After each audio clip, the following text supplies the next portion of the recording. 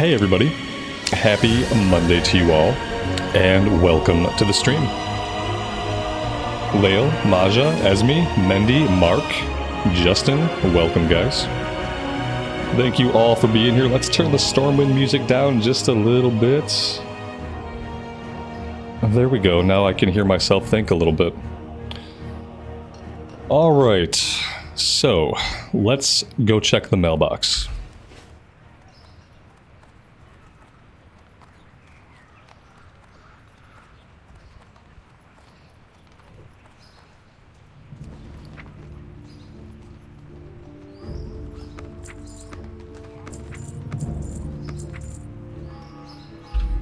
We didn't sell anything like super big, but most things are selling for at least a little bit. Let me grab some stuff I sent over from the Pally. That's also stuff that we're going to go right over and put it up on the auction house. Light leather, some silver leaf, and a stack of Mage Royal. We also have a bind when equipped gun we can put up, and the pair of pants.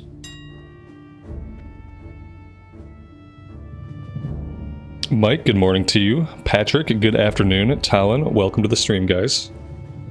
Let's see. Let's check the price of Mage Royal.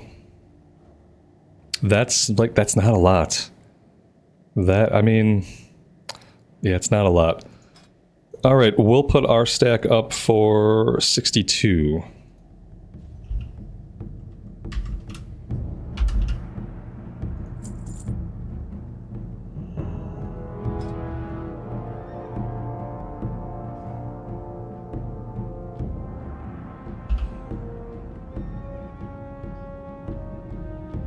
Light leather is going for 44 silver a stack.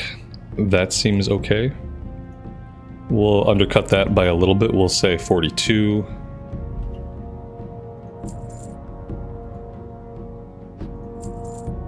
I wonder if like the low-level meat, like the chunks of boar meat, I wonder if that sells on the auction house, because we don't need it, but maybe somebody does. Yeah. I mean, like 10 chunks of boar meat for 48 silver is pretty freaking good. So, after that, the price gets outrageous. So we have a couple of affordable ones. Then suddenly we're selling it for a gold 32. And then suddenly we're selling it for 511 gold. Here's what I'm going to do. I'm going to buy out the cheaper stacks. So I'm going to buy out this stack here. And I'm going to buy out this stack here. And I'm also going to go ahead and buy out, I'm going to buy out most of it. Yeah, let's just buy out most of the cheap stuff. Not the stuff selling for a gold. I'm going to buy all the stacks. So, okay, that's all the stacks. That's going to leave stacks of 5, stacks of 10, selling for outrageous amounts of money. And then let's go put all that stuff back up, and we'll probably just put it up for, I'm going to put it up for like a gold and 10 silver, a stack of 10. And then maybe the person trying to sell them for 500 a stack will buy our cheaper stacks really quickly. Maybe even the person selling them for a gold 30 will buy them. But I think we can turn this into a pretty decent profit.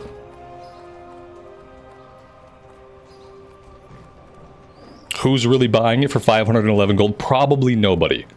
Probably nobody, but there's so little of it that if you put it up there for that much, there's a chance that just randomly you make a crap ton of gold. But yeah, realistically, probably not anybody. Which is why we are going to put ours up for a gold, let's say a gold and 15 silver. Because I think somebody will buy them at that price. Yeah, that's what we're going to do.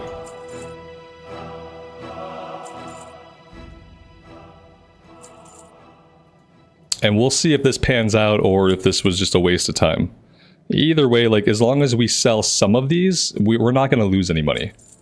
We're going to make money as long as we sell some of them. Will we sell all of them? I don't know. That depends on other people's greed and other people's belief that they can sell at their price. There we go. Now we have the cheapest stacks on the auction house now. All right, what else? Let's pop this up here. I just want to get rid of these pieces. So I'm going to put them up for like 10 silver. The compact gun, like same thing. Let's do 15 silver here. Anything else? I think these sell for like 2 silver. See if we can get rid of it. What else do we have going on? I think that's basically it for auction house stuff. Oh, no, here we go. We got some silver leaf. Let's check out what that's going for today for a stack. That's not a stack. Ooh. Ugh. Jesus. Okay, like the 82 is good. Yeah, like, let's come in here and let's do like something very similar to what we did with the boar meat. Let's buy out the ones that are just really cheap. They're breaking the market price with this. Like, this is what happens is like when you undercut by so much, like someone like me will decide like that effed up the silverleaf market. I have to fix that. So I'm going to buy everything up to the 82. Then we're going to put all of our stuff up for 75 a stack. This is what I like to do.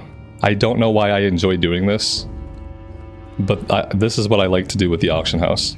This probably is not like super profitable. It's probably like not a way to min-max the auction house. But for some reason, I really enjoy interacting with the economy in this way.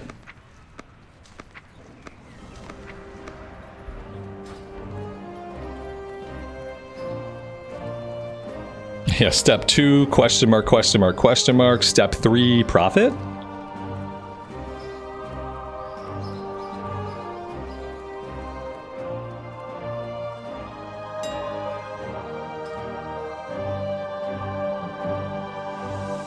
Yeah, so we're gonna go 75, which is gonna pretty drastically undercut the person selling at 82. So maybe it will tempt them to buy some of our stacks to keep their price. Oops, 75. There we go. We'll see if any of this pans out. I will probably know in a couple hours.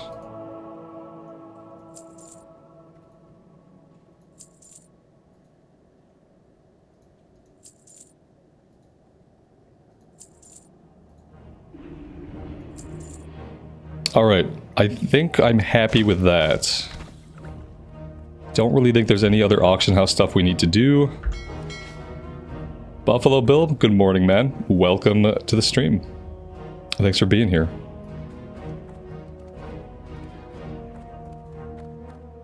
Alright, what do we want to do now? I feel like I want to do a little bit of fishing. The problem is, like, fishing is not really helping my cooking right now. You know what I do? I need to go to the Pig and Whistle. I need to buy all the cooking recipes that I don't currently have that I can learn at my level. Because I feel like there are some recipes that I just don't have that I should have. And this vendor should be able to sell me all of the non-fish recipes. So let's go do that. I feel like I should have like another fish recipe by now. I just don't know what it is, what the fish are, or where I would get it. So basically, I know nothing. I just have a feeling that I'm supposed to have another fish recipe soon.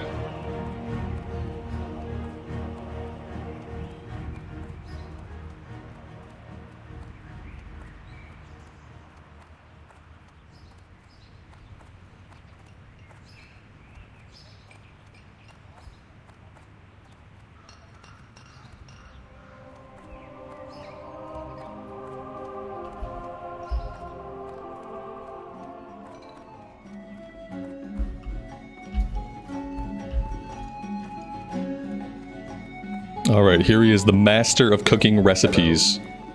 What do we got? We know this one. We know that one. Okay, cooked crab claw. Okay. That seems very specific. We'll take it. Ooh, some of these require us to be level 15. What level are we? We are level 15. Oh, okay. So that's good. Crocolisk gumbo. Okay. Requires 120 cooking. Here we go. Crocolisk steak. Gortusk liver pie. I feel like we'll get that recipe in Westfall, won't we? I feel like some of these recipes we're gonna get them from like quests, but some of them we might. I'm just gonna buy them.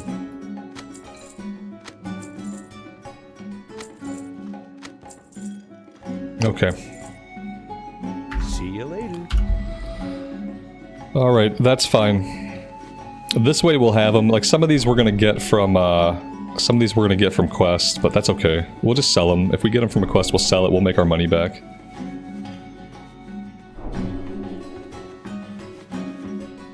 I probably accidentally bought a couple that I don't need, but so far so good.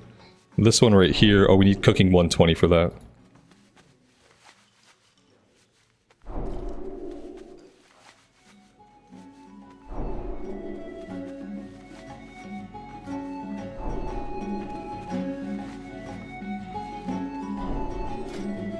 Alright, yeah, that looks better. We still really can't do anything. Lean wolf flanks, like, you could probably farm those somewhere. Murloc fins, we could probably farm Murloc fins in northern Westfall. If we want to do that. Boar ribs we can farm in Westfall, like for sure. Crawlers. Crocolisk meat. I think our best bet here is probably to go after boars and Murloc fins as like the next step to level up our cooking. Both of those things we can do in Westfall if we want. We are going to be headed to Westfall today. At some point, I think I'm going to go do a little bit of fishing though before we leave Stormwind.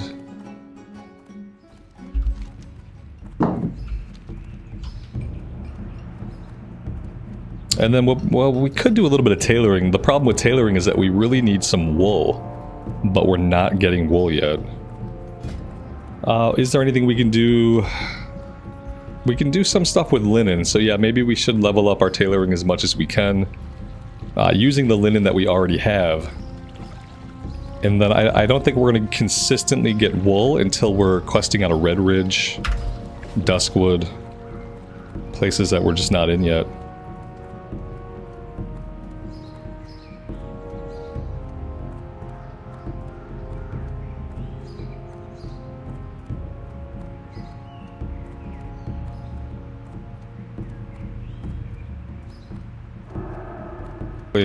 Technically, I could fish anywhere. I don't have to go to the fishing dock.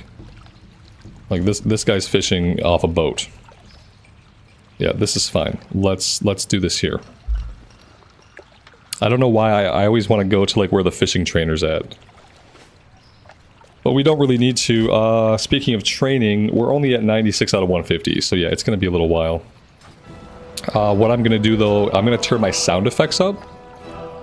So that while we're fishing, I can actually hear the fishing bobber go off. Because I tend to get really distracted while I'm fishing.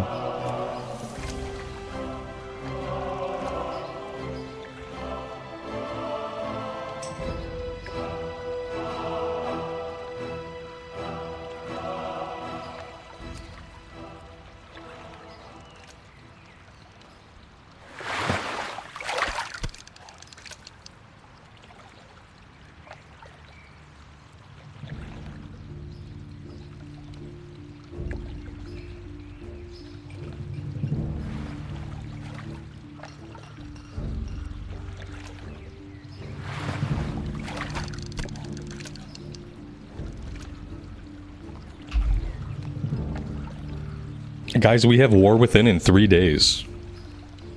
We have War Within in 3 days, and all I've really been thinking about have been my classic era characters. Like, I just really haven't been thinking about War Within at all. I realized today that I really have to take some time and, like, cement in who my main character is going to be.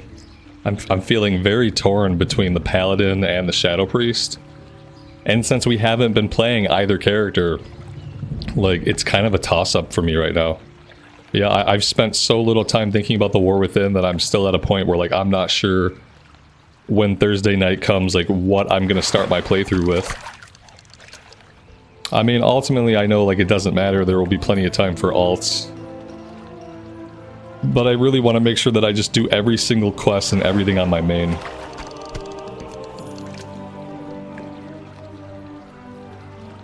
Lael, I've been drinking coffee in the mornings, man. I've been doing green tea in the evenings. Yeah, I didn't stick to 100% green tea. It wasn't enough caffeine for me. And I was experiencing too many negative side effects of caffeine withdrawal. So I do coffee in the morning, and then in the evenings when I want another hot beverage, I do green tea. And it's like, if I feel like I probably could go to bed a little bit easier.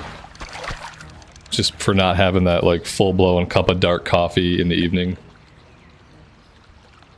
And you know, like by the evening I don't really need the caffeine to power my life. Because life is winding down anyway. So that's what I've been doing with that.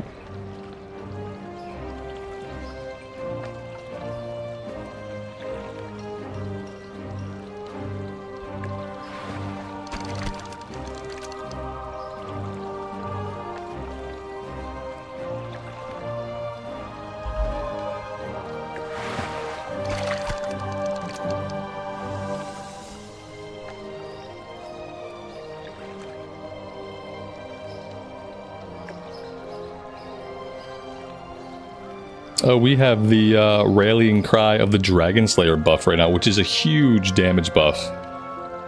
We're gonna feel really strong for 2 hours, and then suddenly we're gonna feel really weak. It's gonna be a fun time. Yeah, I mean, I'm not really sleeping. I don't sleep well. I'm not a very good sleeper these days.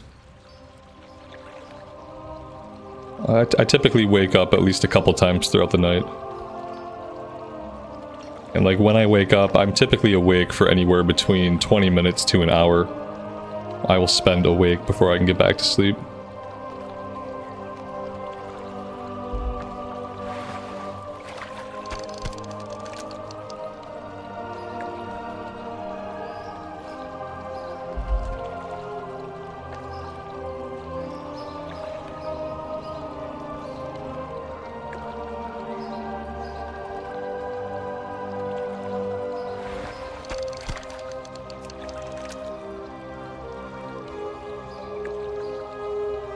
Yeah, I feel like I get to sleep really easy initially. Like, it's not hard for me to initially fall asleep. That's the one, like, good thing. Is that I can typically get to sleep okay. Like, once I stop reading, I take off my glasses, like, I can be out within 5 minutes. But besides that, like, I wake up pretty consistently, like, between 3 and 4 in the morning. I wake up every single day. And then I'm typically awake for a little while.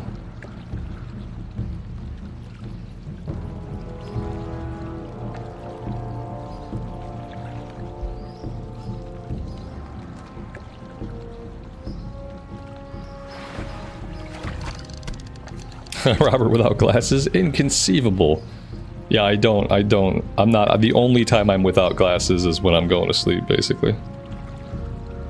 That's it. I can't see without them, so.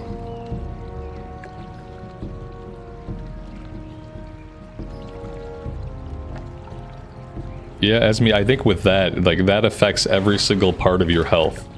From your sleep to your diet, like... That negatively affects every single part of your body, basically. So yeah, it's actually not surprising that you would sleep better. It's just not what people think of when they think of quitting that.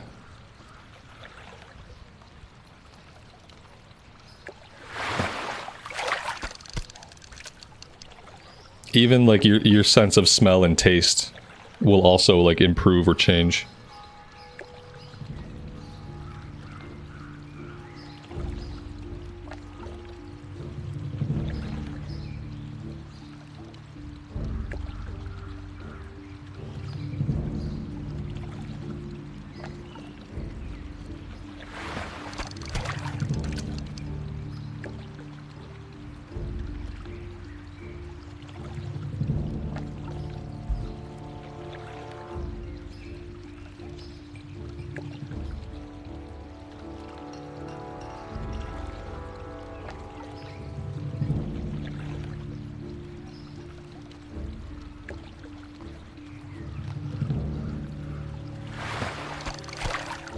These raw bristle whisker catfish. There's gotta be a recipe to cook these. Although Typically, items that are used for professions are marked by an icon with this add-on that we're using. And this one is not marked. Yeah, maybe it's not. It must not be, because look, when I hover over the long-jaw mud snappers, I have a little cooking icon beneath the use description. But when I'm looking at the raw bristle whisker catfish, it doesn't have a cooking icon. So yeah, maybe we never cooked those. I was kind of hoping that like every single fish we caught had a recipe of some kind, but this one doesn't. There we go, mystery solved. No icon means it's not used. I don't even know what add-on I have that's doing that for me. Maybe it's something in Leatrix.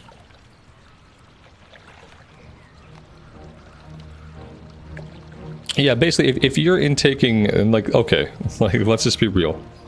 If you're intaking nicotine in any way, shape, or form, you need to quit. That's it. And end of statement. If you're intaking nicotine in any way, shape, or form, you need to quit. Because you will see so many health improvements by virtue of doing nothing else. Like, there is nothing else that you will have to do, and you will see a wide variety of health improvements. Physical health, mental health, everything about your body and how it functions will begin to change. And by change, I mean it'll start to resemble more like what a human body is supposed to function like. And that's it. Your other bad habits, keep your other bad habits. You want to have some whiskey every once in a while. You want to drink a couple beers, drink a couple beers. You know? But if you intake nicotine in any way, you need to stop. That's it. Sermon over. Drops mic. I have never intaken any nicotine in my entire life. I got really lucky. When I was young, I had bad asthma as a tween and teenager. Like, when I was a kid, I was fine. But eventually, I developed really bad asthma when I was like 11, 12, 13. And so I was terrified to smoke. I thought that, you know, that's the surefire way to kill myself. I already can't breathe. Let's hit a cigarette, and so I can die. And so I got lucky. And I had a physical thing wrong with me, and I was a kid who was scared of stuff. Like, my parents didn't do a lot of good things. They were pretty shit. But they made me scared of things. So I was scared to smoke. I was scared to try drugs. I was scared to drink alcohol. They fucking made sure I was terrified of all the bad shit that kids typically get into once they get into like junior high and high school. So I was straight edge because I was terrified. So that was it. I just got really lucky. Yeah. That was like, I will say that's the one good thing my parents did for me. Through absolute fear, they instilled in me early on some like good things. Like, I didn't start some bad habits. I never have smoked nicotine. I didn't have any drinks until I was like basically of legal age, like, which is very uncommon. High schoolers tend to get up to trouble, but I was straight edge for my whole life until I was an adult, and then even as an adult, like, still basically straight edge. But through fear. It's not a good way to parent, okay? Like, I'm not even endorsing it. Because there was really no explanation of what these things were or how they could negatively... It was, everything will kill you. If you do this, you will die. You'll get really sick first, and then you'll die. That was it. That was like every drug, smoking, even though my parents were huge smokers. Every drug, smoking, alcohol, everything was going to kill you. But you were going to suffer first, and then you would die.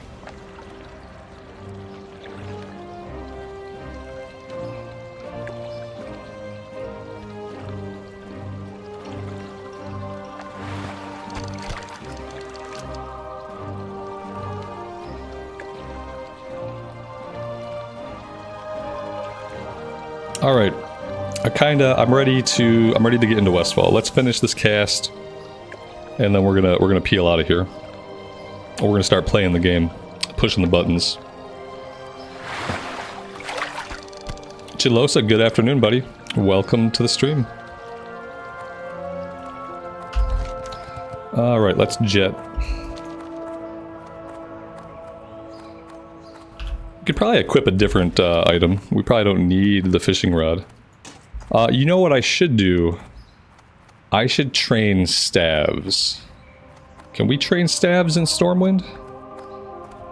I think we can.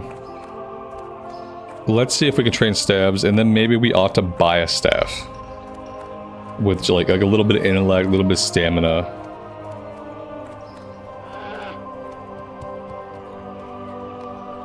Let's do that. There is a recipe for the bristle whisker catfish? That's so weird, because like, I have an add-on that says like, you'll see the cooking icon here when I hover over the brilliant small fish. It has a cooking icon. Right below the green description. When I hover over the longjaw mud snapper, it has the same cooking icon underneath the green description. Oh, it's there now. Okay, so when I clicked on it in the item list, it wasn't there, but no, I see it now. Okay, I'll have to check that out. You say the fishing supplies vendor in Stormwind. Okay. Yeah, I wonder why the icon didn't show up when I looked at the item the other way. When I clicked on it from the chat log, it didn't show the cooking icon, but it shows it now.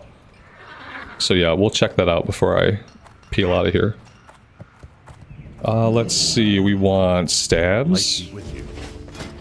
There we go. We'll just get stabs and daggers now. Let's see if we can get a cheap, like, staff with some intellect and stamina really quick. Lael, I don't know what add-on's doing that for me. I really don't know. Let's look at my add-on list, see if there's anything I don't recognize.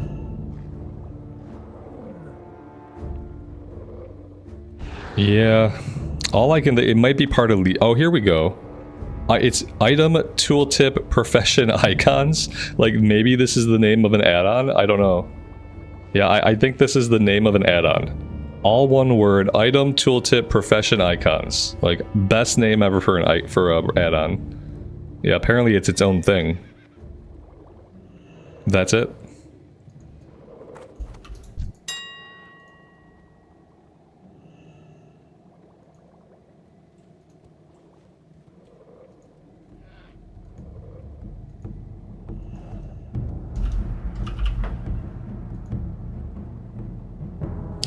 Yeah, there are stabs. Let's grab this one. This is really cheap. I'm gonna snag it. And that will work just fine.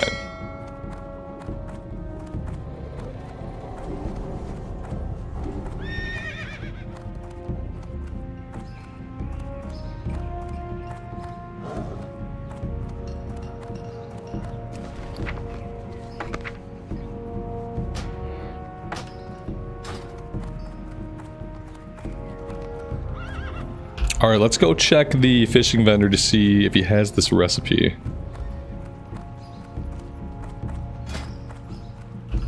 I could probably also cook these. Like, there's a small chance that we get skill ups off this. It's not like a great chance, but there's a chance. So I should probably cook these and not just vendor them. Alright, fishing supplier. What you got? You got small fish. We got it. Rainbow albacore. Okay. Oh, here we go. Yeah, yeah. Hey, that's awesome. And then rainbow fin albacore. I'll grab that one too, even though I don't think we've caught any of those. Alright, well that's great. Thank you for that.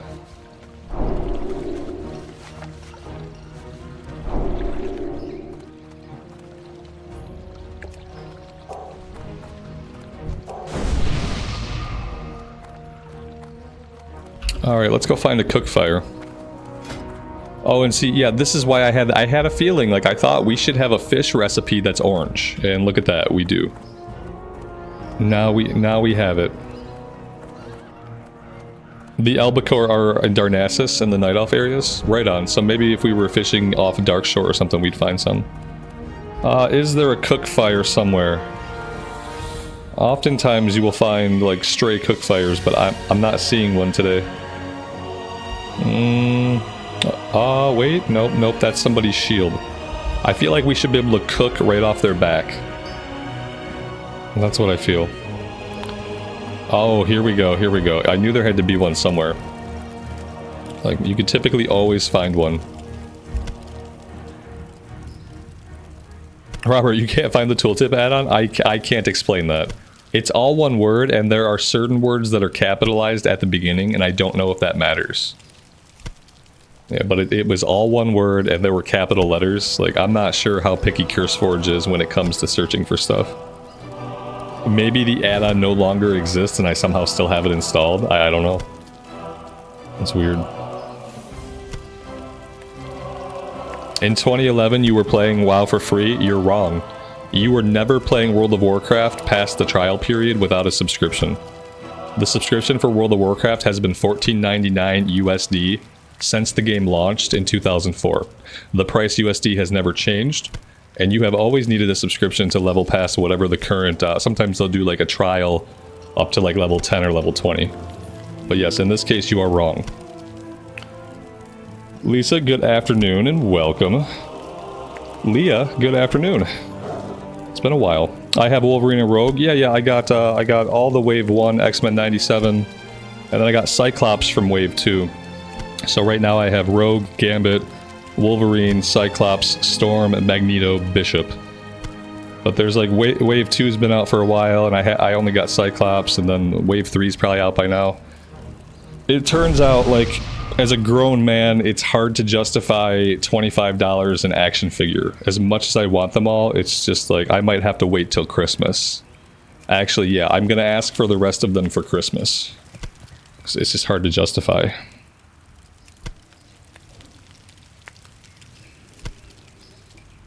I tried to get my kid into playing with them, and I thought, like, we'll watch X-Men 97 together. I watched some of the old X-Men animated series with him too, because I did a big rewatch of like the entire X-Men animated series before I watched the X-Men 97. And so like he watched some of the original with me, and I thought I'd have him watch X-Men 97 with me, but he's only 9, and X-Men 97, it's not a kid's show. Like he watched the first episode, and the first episode was okay. But like, yeah, it's not a kid's show, so he's gonna have to wait until he's like 12 or 13 to get more into X-Men. And maybe at that point he'll want to play with my action figures. Yeah, I gave them to him for a while and he just wasn't really interested because he didn't know the characters or any of their powers, and yeah. Alright. We are good. Let's get out of here.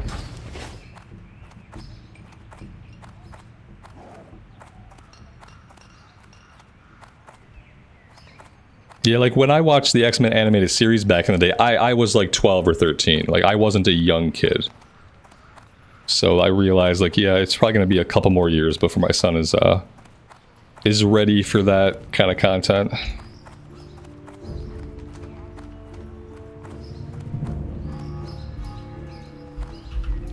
Need help?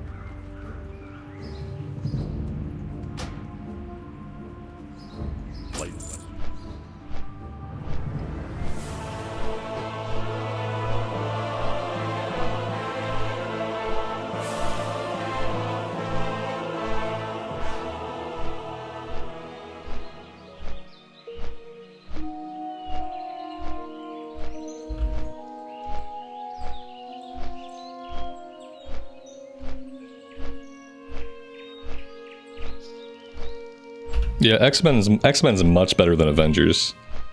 I was like disheartened and confused when like the first of the new like Marvel movies started coming out and it was based around the Avengers, because in my mind like I'm like, man, the Avengers are lame. Like, why don't they just make good X-Men movies instead? And still to this day we don't really have any good X-Men movies. Like maybe that will change eventually. Yeah, X-Men is far superior to Avengers. Like the storytelling, the characters, the types of themes that they tackle in X-Men, all of it's better than Avengers content.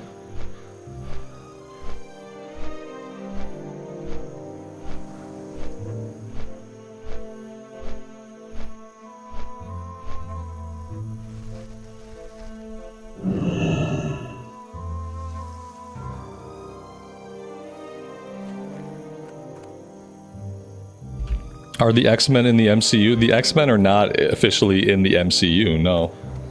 There has not been an X-Men MCU movie, like official MCU. The X-Men movies that exist were movies that were produced and owned by Fox.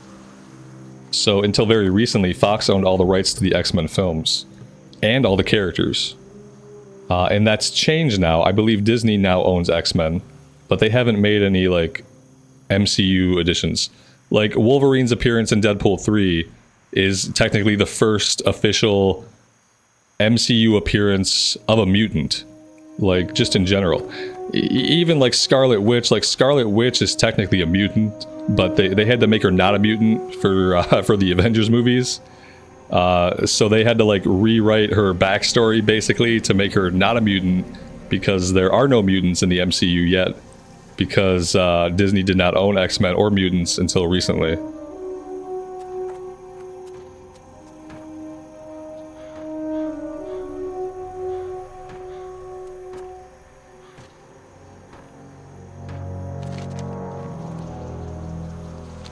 Alright, I have to at least decide what I want to do and get us moving here. Let's see. Trappers and smugglers. This is a good place to start. We also did not get the rest of the Gortus livers, so we will be looking for that as well. But yeah, let's get going. I swear I'll press some of my buttons. At some point today, I will cast a spell.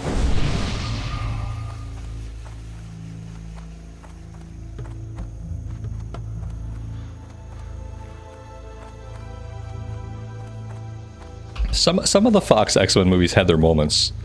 Some of them were just really bad. But some of them had their moments.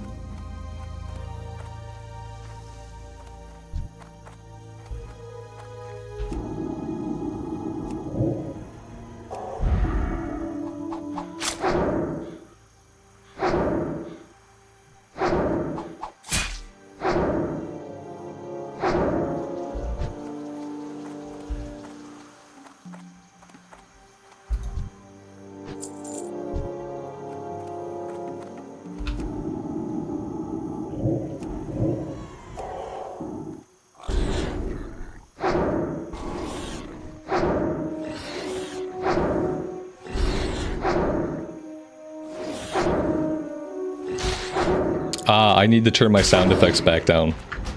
Yep, see, this is what happens. I crank my sound effects for fishing, and then I never turn them back down. There we go.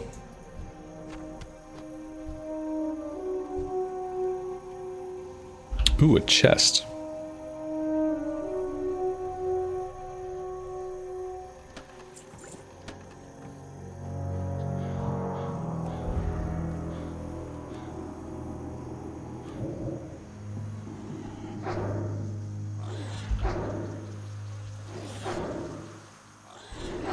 So is anybody here feeling like a lot of hype for War Within? Are any of you guys like hyped yet?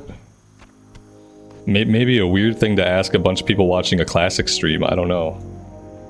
But yeah, the hype hasn't hit me yet. Most of my thoughts have been about my classic era characters. And I haven't really been thinking about War Within at all.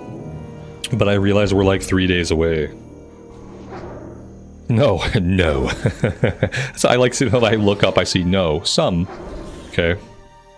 I wonder, like, I don't watch enough, like, WoW content or, like, WoW creators to know the answer to this.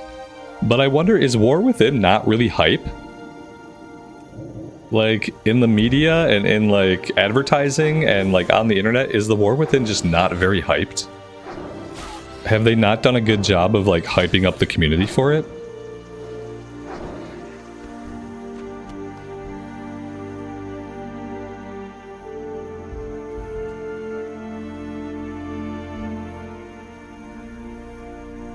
Cause yeah, I'm like ready to play it. Like, I guess like that's how I feel. How do I feel about War Within? I'm ready to play War Within. Am I feeling a lot of like excitement or hype? Not really. I'm feeling trepidation and worry. Like, I just hope that it's good. More than it being good, I hope that the internet feels like it's good. Because that's the only basis on which like things like succeed or fail now, is not if they're actually good, but if the internet agrees that they're good. So I hope the internet agrees that it's good when it comes out.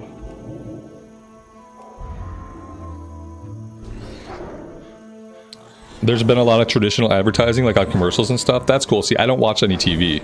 Besides NFL games, like, I don't watch television. So, like, I never see the commercials that play.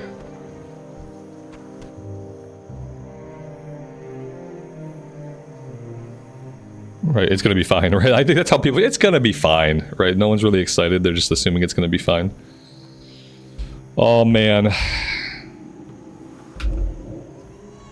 You think that them announcing 3 expansions at the same time reduced the hype? I think it definitely reduces the hype for subsequent expansions. Like, what do you talk about for the next 4 years? You just, like, now you have nothing big to announce ever. It was kind of a dumb move. Maybe even just saying the War Within was going to be the beginning of an epic trilogy would have been enough, without actually announcing Midnight and The Last Titan. I think they made a mistake. Because WoW kind of like a lot of games now just kind of live off of cycles of hype. And they live and they thrive, and their player base seems to live and thrive off of the company being able to create, manufacture cycles of hype. And like a big part of WoW's cycle of hype is that every couple of years at a BlizzCon type event, they announce a new expansion for WoW. And so if you can't announce a new expansion now, then you kind of hurt yourself from the perspective of like creating cycles of hype. So yeah, I don't feel like what they did was a great idea.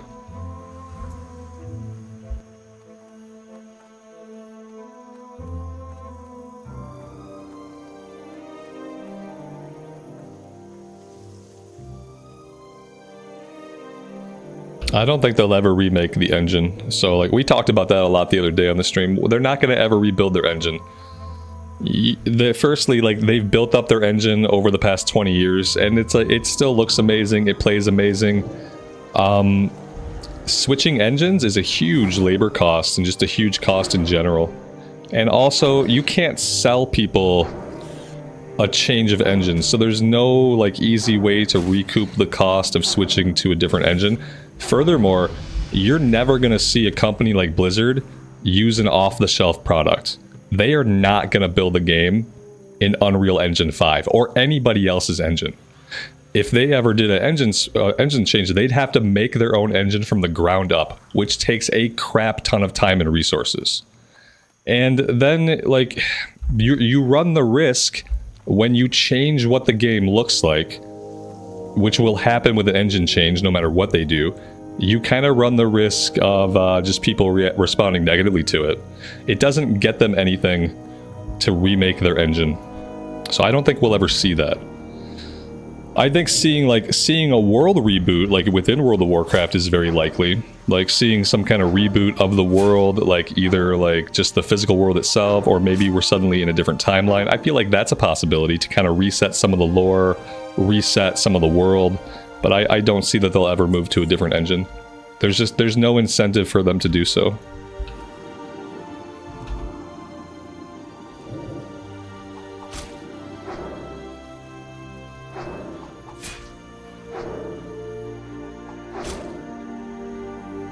You think the hype for retail is at an all-time low since BFA? Yeah, maybe. Like I said, I'm not really keyed into like all the World of Warcraft parts of the internet, so I don't really have a good read on it, but my own feelings are just like, yeah, I want to play the new expansion, but do I feel a ton of hype for it? Not really. I haven't even decided who my main is yet. Like, I need to get on the game, and I need to tool around on the 3 characters that are in contention, and I need to make a choice on what my main's going to be, but I really don't even want to. I've just been thinking about my classic era characters.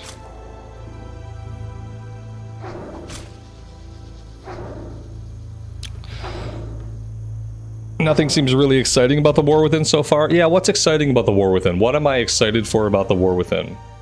I'm interested in delves.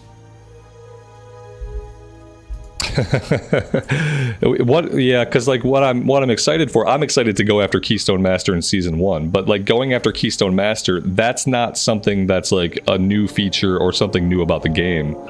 That's just a goal that I'm excited to go after. So like content-wise, is there anything content-wise that I'm excited about? I mean, it's the same as I think here's the problem. It's like, it's the same as every other expansion. There's a handful of new zones. There's a handful of new dungeons. There's a new raid. There's some changes to talents. There's some quality of life stuff. And that's it. We get hero talents. I guess I'm supposed to be excited about hero talents. Do you know what I feel when I think about hero talents? I'm like, oh no, more fucking talents. That's kind of how I feel when I think about the talents. I'm like, oh good, more talents. So now I gotta keep that guide up. Keep that guide up so I can click the right talents, so I can read 3 paragraphs for each. I'm sure each talent's gonna be like 3 paragraphs. So like when I hear about like hero talents, I'm like, oh great, here we go. Like I guess I'm not like super excited. I think it's supposed to feel like a subclass, except it doesn't really feel like it's a subclass, and it's not as exciting as a subclass would be if it just weren't like a bunch of new talents that I mandatorily have to choose off a guide on Wowhead. Like, I'm never excited about having to pull up Wowhead. Like, let's be clear about that. So that's all that I hear when I hear about hero talents. Like, I know I have to have my Wowhead panel open, and I gotta be ready to look up what the build is. And I guess I'm not excited for that, but I feel like people are supposed to be excited for their hero talents.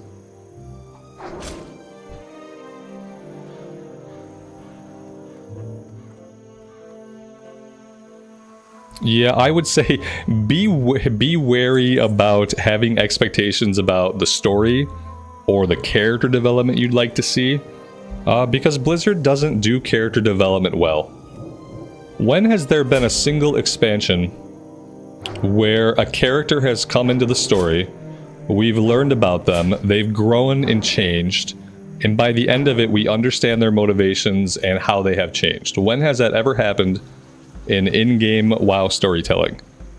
I don't think it ever has. So yeah, I'd be wary about like, yeah, are we supposed to be excited for the story? Like, how can I be? With their track record for in-game storytelling, it's hard to be excited about the story. I'm excited to see the lore implications of what happens.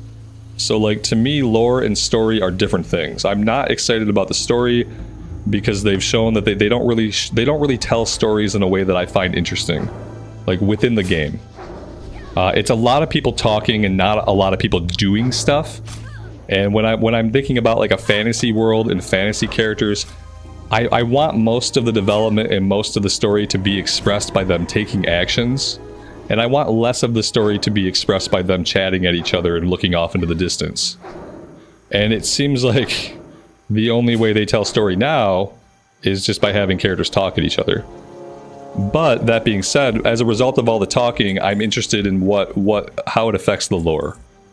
So I'm hoping we'd find out some deep lore bits, like specifically about Xalatath, about the old gods, and about the Titans. I want to know, like, what was the Black Empire really like? Because I don't think it was actually like what we're told by the Titans. So I'm hoping to find out some of that stuff.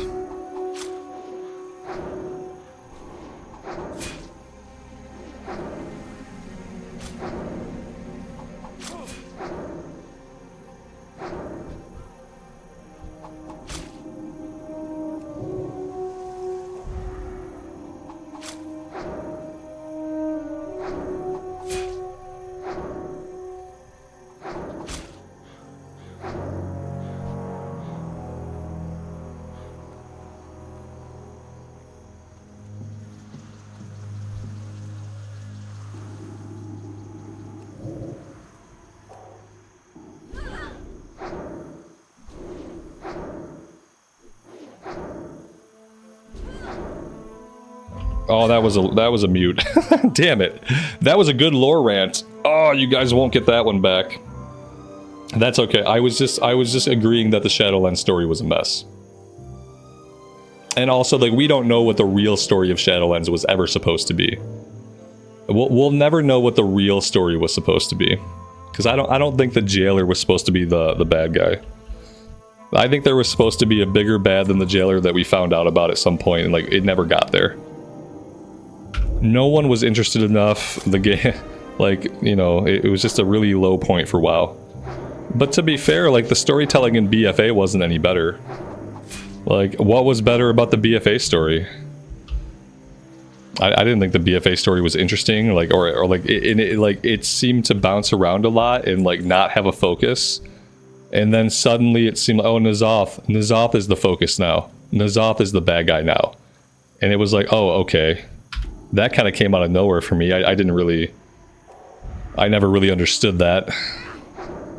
So like the BFA story, the last time that I was following the story where the story kind of made sense and where the story was interesting was Legion.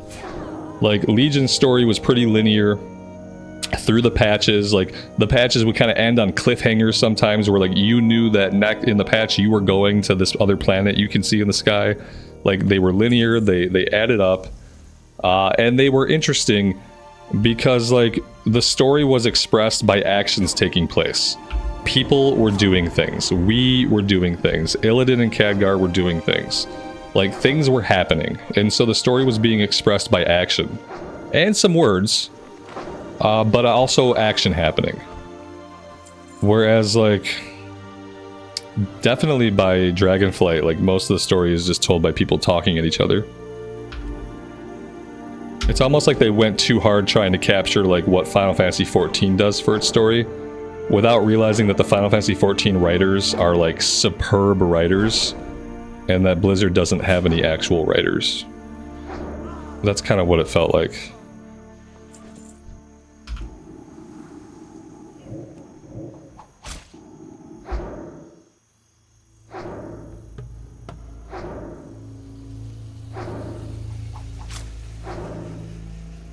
Yeah, a lot of people responsible for keeping track of the lore did get fired. They have this role called World of Warcraft Historian.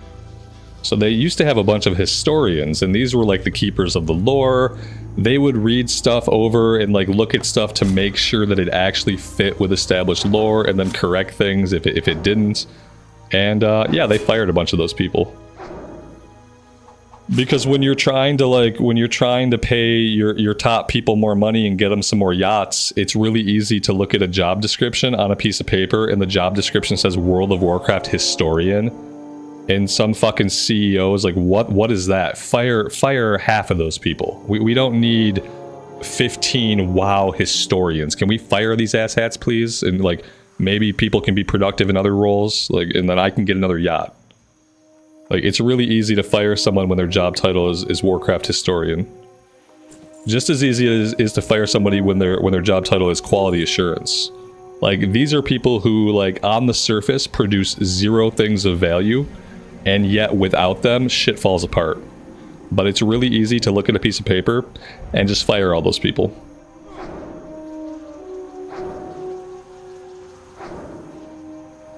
And that's what they did. It's exactly what happened.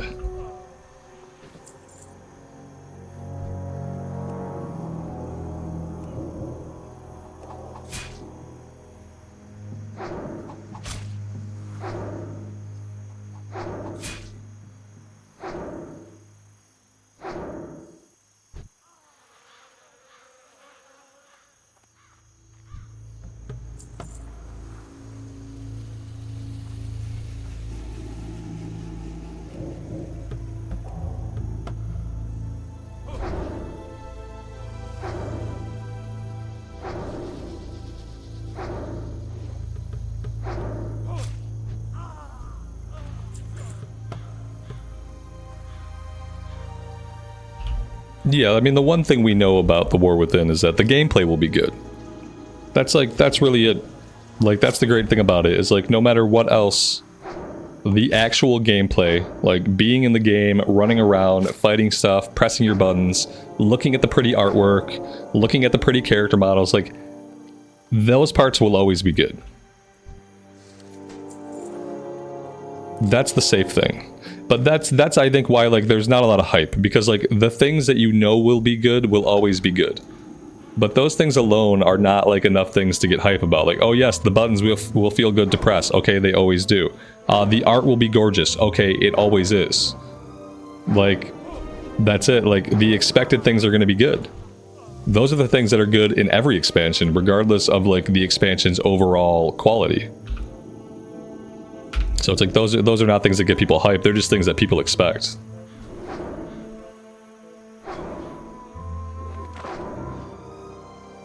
And like I think that's like partially why like over time other parts of the game just get worse, because they don't spend as much time on other parts of the game because they understand that what captures people is the gameplay, and the gameplay loops.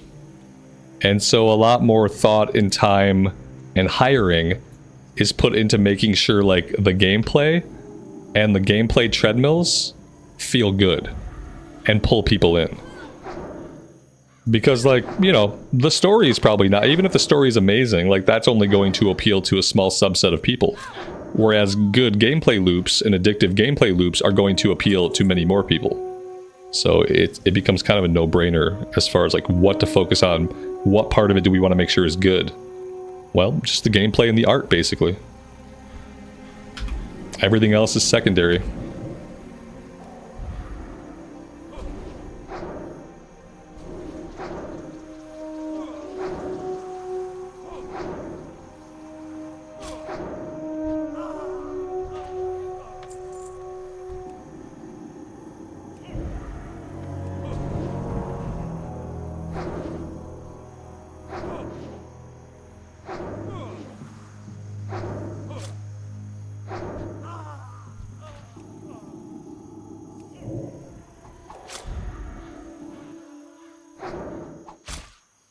I would love to loot this chest, but we keep getting an instant respawn right here in this spot.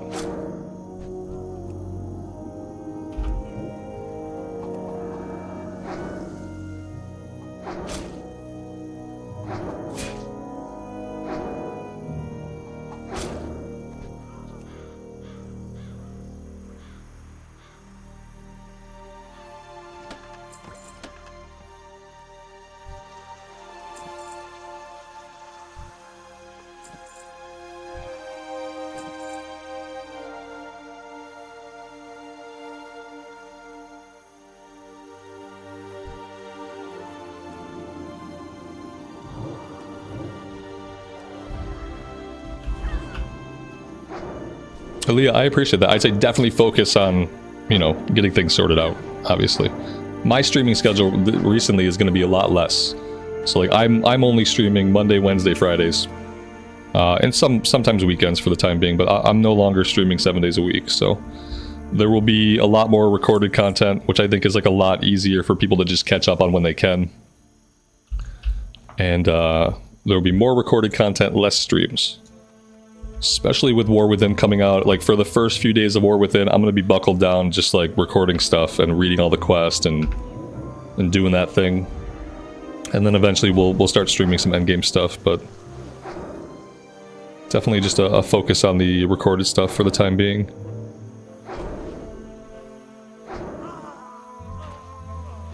Johnny, good afternoon, man. Did I get the mail? Yeah, I think I checked my mailbox. I did. I'm pretty sure I did. Pretty sure I checked the mailbox on the Pally today when I recorded. And thank you. What do we need here? We need a lot of leather bandanas, apparently. We just haven't been getting many.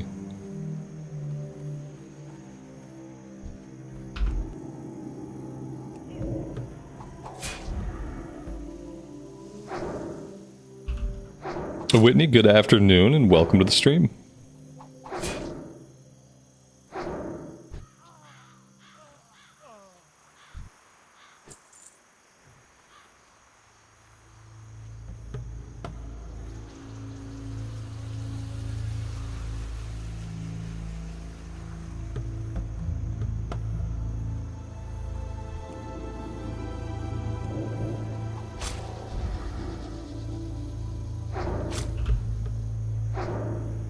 John, good afternoon. Happy Monday, man. Welcome.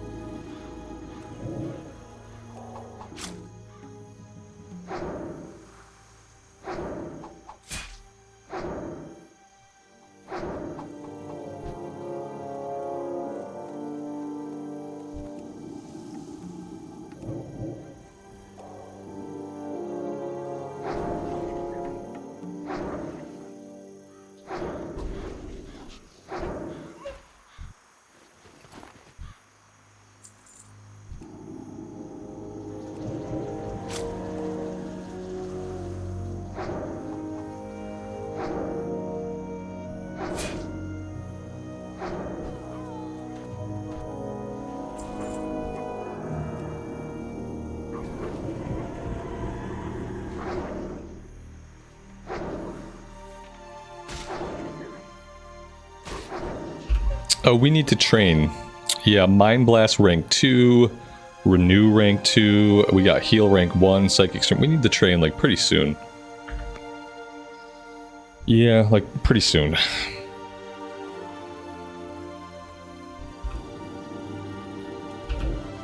Dustin, good afternoon to you and welcome to the stream. Thanks for stopping by.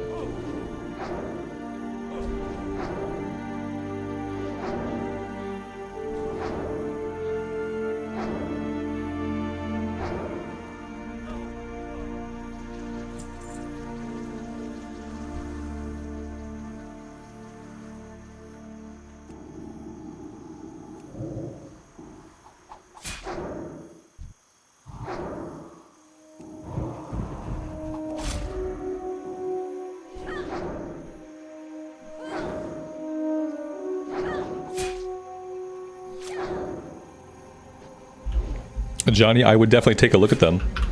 And then if they end up being upgrades, then, you know, I'd probably use them. Yeah, I'd probably use them.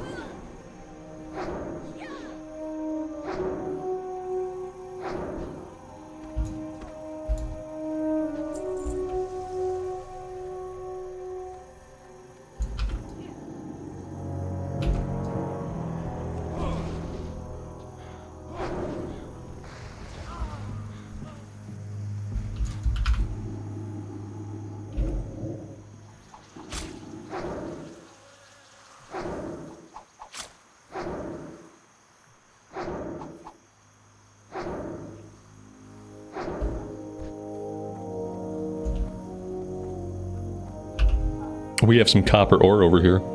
Just kind of been hiding out.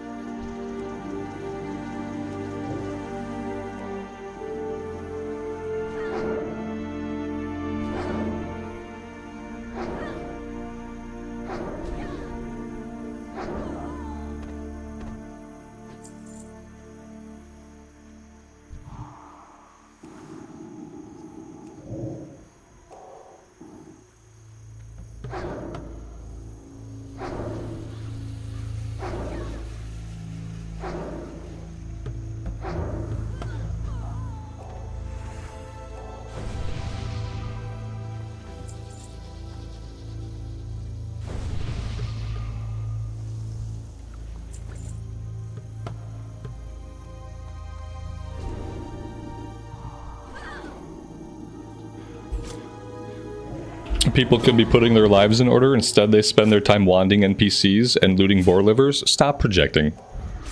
Just stop.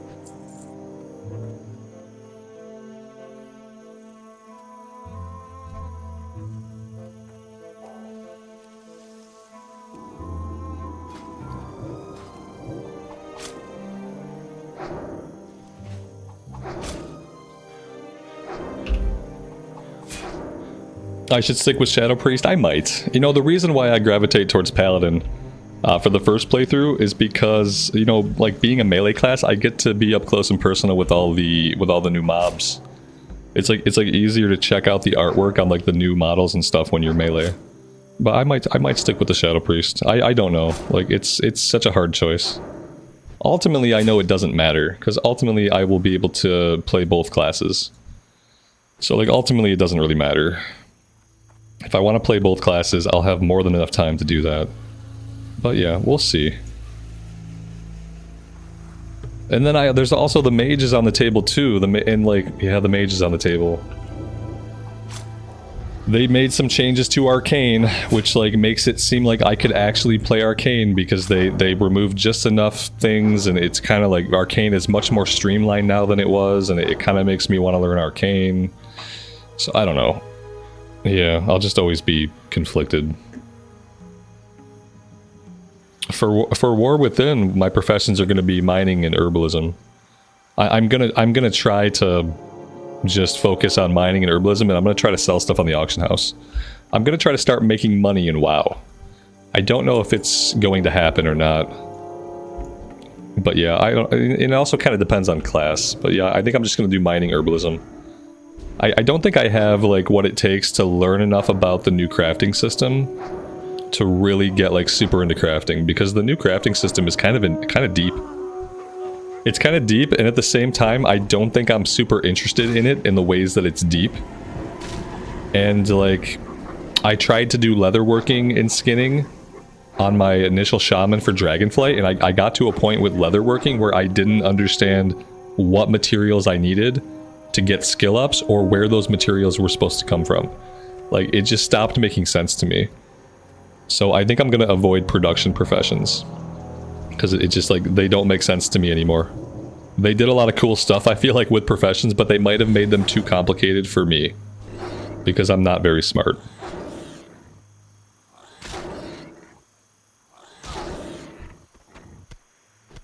Hey, we got our last liver. That's awesome.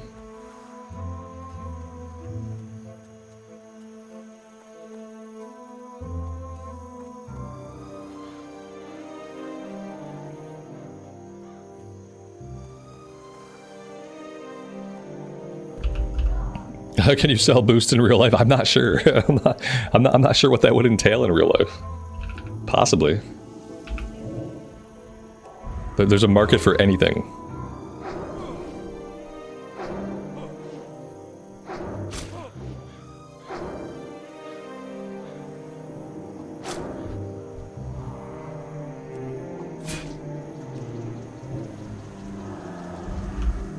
New website, only boosts. Yeah, you can sell boosts on only boosts in real life.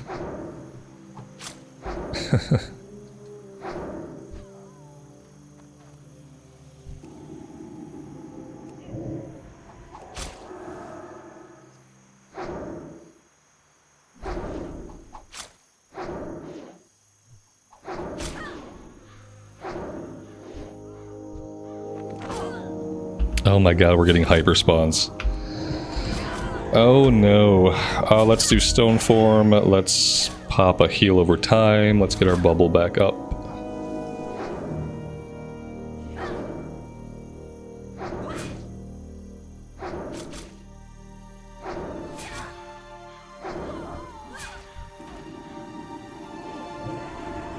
I'm gonna pop a potion.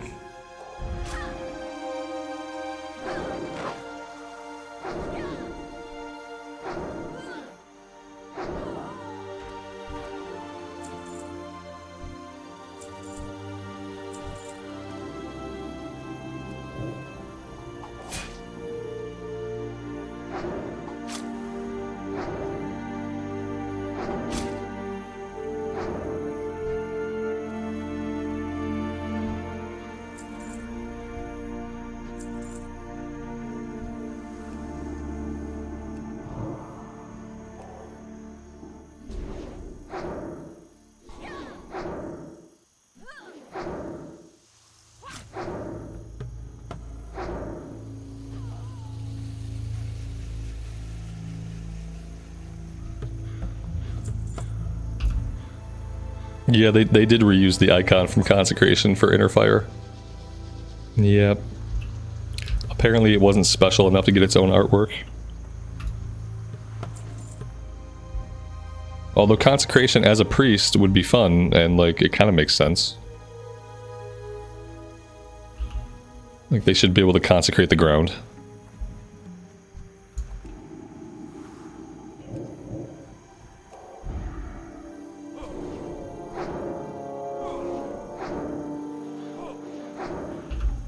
Would doing herbalism and skinning help on Whitemane to get enough gold for tailoring and enchanting? Like, eventually it probably would. Yeah, eventually it would. Like, we're still making, like, not quite a gold for stacks of silver leaf. Like, some of it sells pretty well. I feel like it'll probably sell better in, like, the middling range. Once you get into that middle range, that's where, like, those materials like leather and herbs tend to sell for higher cost. The early stuff and then like the absolute endgame stuff, there's always a lot of that on the market. You have to find like the sweet spot and then farm the crap out of it.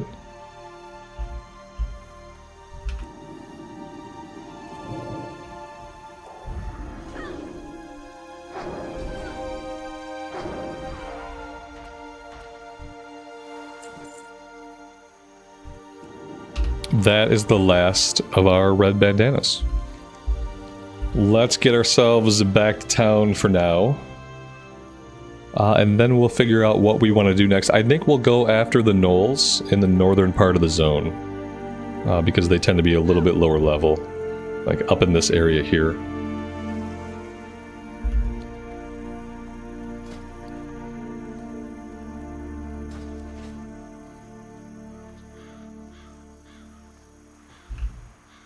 Like, a battle cleric would have been a cool hero talent tree for, like, a discipline priest. I feel like if you're a discipline priest, you should be able to go into some kind of battle cleric. And, like, it should do a couple of things. And the first thing it should do is it should let you equip leather armor. And the second thing it should do is it should let you equip shields. And the third thing it should do is to give you a couple of melee, like, take away some abilities and give you some melee attacks. Yeah, I think like a battle cleric would be like a really cool like hero talent option for discipline priest. Like it could take your discipline priest and make it into a DPS class, basically. That would be really cool.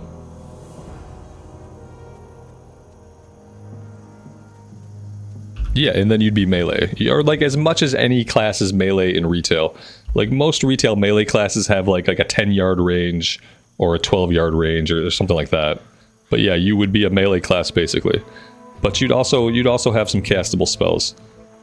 You know, you wouldn't be a paladin, and you would probably exclusively one-hand and shield, but you wouldn't be a tank. You'd be like a one-hand shield holy DPS. Go with honor, friend, for the Alliance. I don't know. Somebody could probably do something with that. I think there's a good idea nestled in there somewhere. What can I do for you?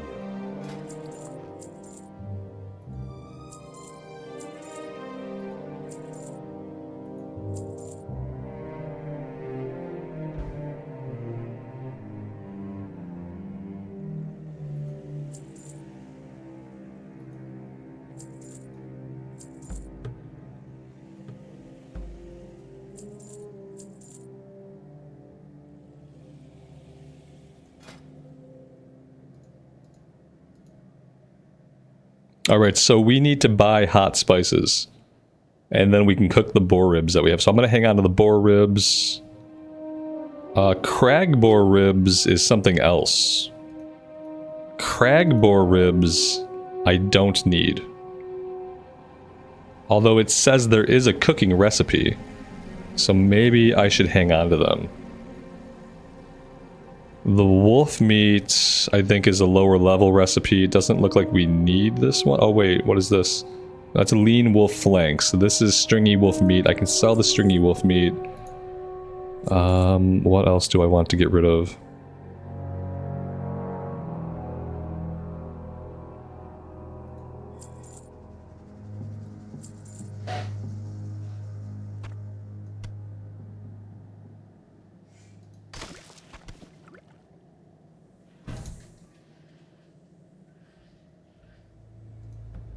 I should probably work on a little bit of tailoring just to use up some of the mats. So right now the mats are just kind of sitting in my inventory. The cragboar ribs is lower level. Alright, we'll sell them.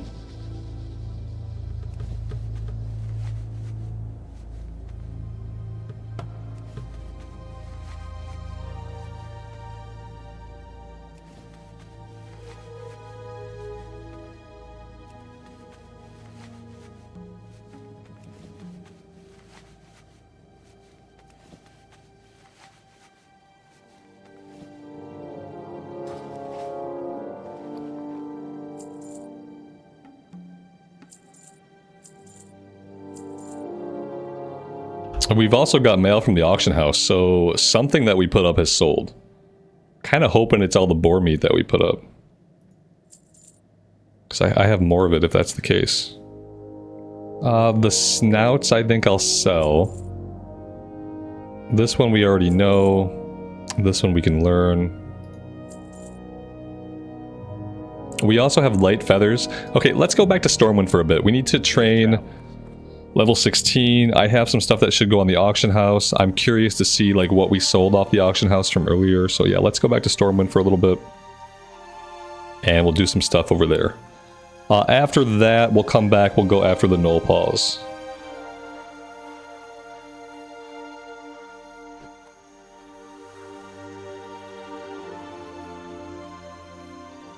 Hello. See you around.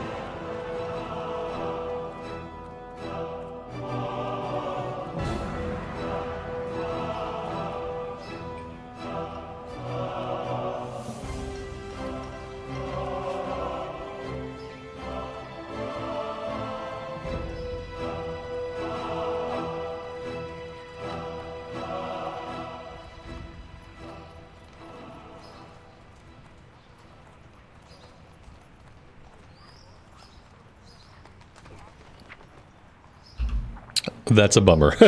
We sold the cheapest thing that I put on the auction house. Okay.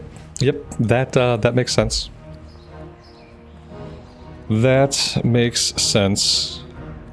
Alright, we need to go train level 16. What did I want to put on the auction house? Maybe I didn't have... Oh yeah, the light feathers. Let's check the price of light feathers.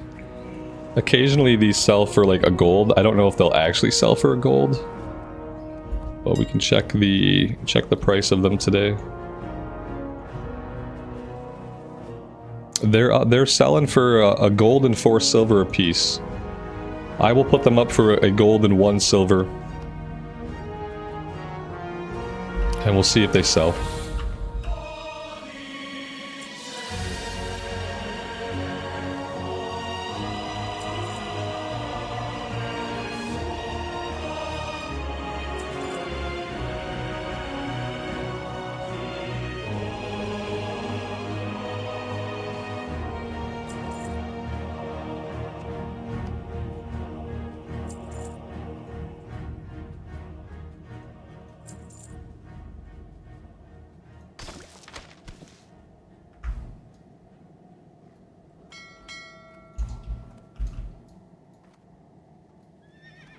Yeah, as far as I know, it's only for Levitate and Slowfall, but that's the price. They're up there for a gold. Now, we'll see if they sell. I feel like I've put them up before and they haven't sold. And that's why they're in, that's why they're back in my bags. But we'll see. If they don't sell this time, I'll probably put them up for like 50 silver and just destroy the market. Let's go to the Cathedral of Light.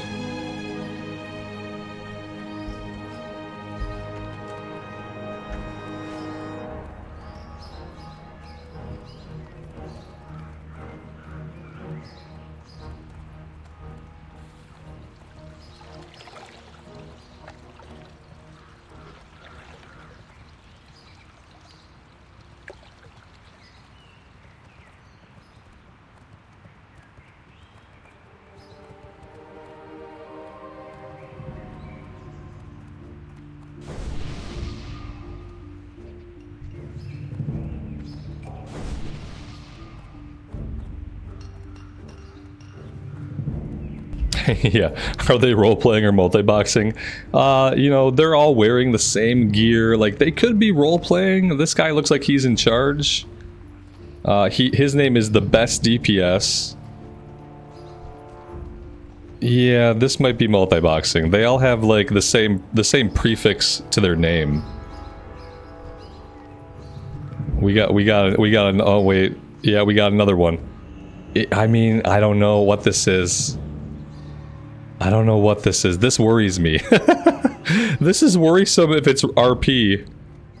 And it's worrisome if it's multi-boxing. Like, either way, I'm slightly disturbed. A multi-boxing is basically just one person playing on multiple accounts. Like, you can do this by having multiple computers. You could probably be logged into multiple accounts and have them tabbed open on different monitors. But yeah, multi-boxing is one person playing on multiple characters simultaneously. But that might have been some just like really weird roleplay. I don't know. It was suspect. Alright, Cure Disease, Renew, Smite, Heal, Psychic Scream, Mind Blast. Have a good one. Okay.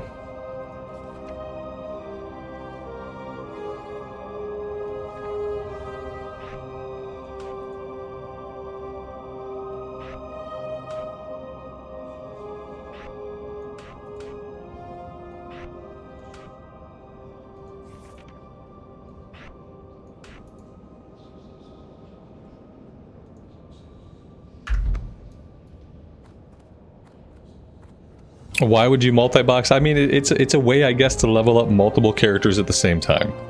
That's really all I got. I'm not sure. I've never done it, but I would assume just to level up multiple characters at once.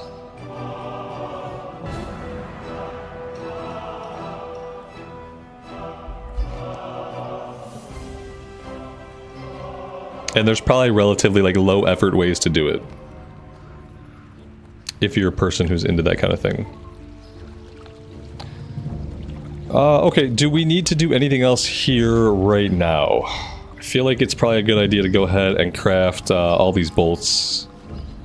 Maybe we can go over to the tailor and see if there's anything else we can learn. I mean, anything else we learn, we're going to have wool. We don't have any wool. I could buy wool, but I feel like, you know, that's like us spending money instead of making money, so I really don't want to do that. Johnny, you just ran by me. I saw you out in Westfall too, killing those Defias guys. I saw you. Psychic Scream, yeah, I didn't put it on my bar, did I? I knew I was forgetting something. There we go, let's put that like right here. Is this a cast time? This is instant cast. Oh, that's really nice. That's gonna help out a lot with multi-pulls. That's awesome.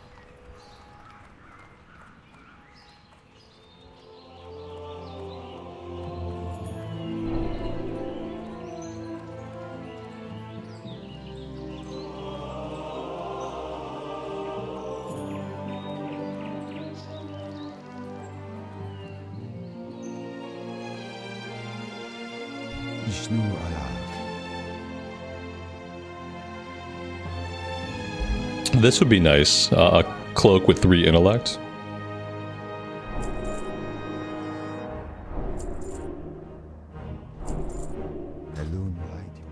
We would have to buy a pearl.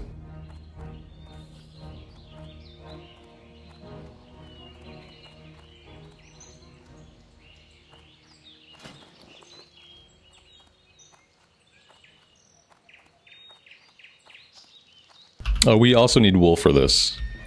So I guess that's not happening right now.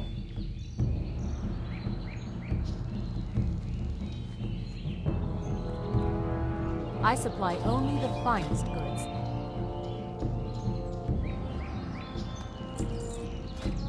See you later.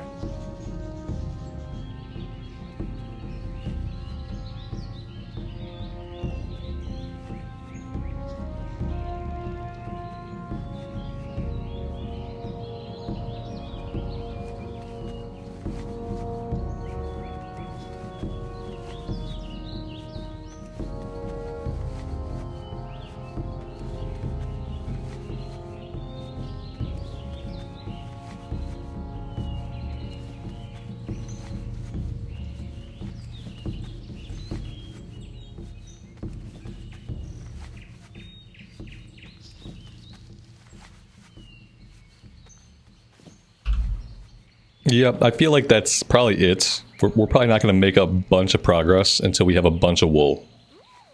So we might be done with tailoring for now.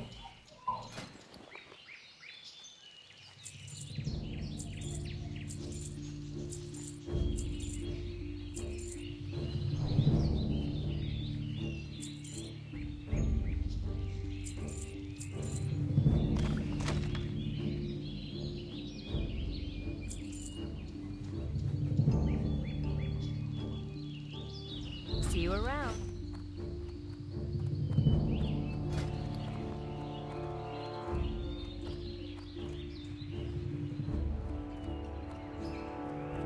Where can I get hot spices? Can I get hot spices at just like a regular trade goods vendor?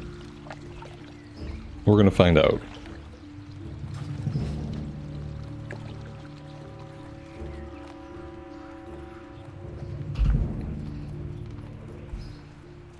Are lesser magic wands expensive on Whitemane? I feel like I bought one for like a handful of silver. Are they expensive now?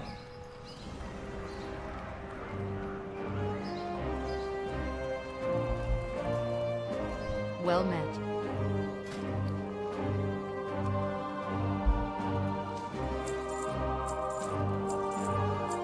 Safe travels. Johnny, thanks, man. I'll take it. I appreciate you. Thank you.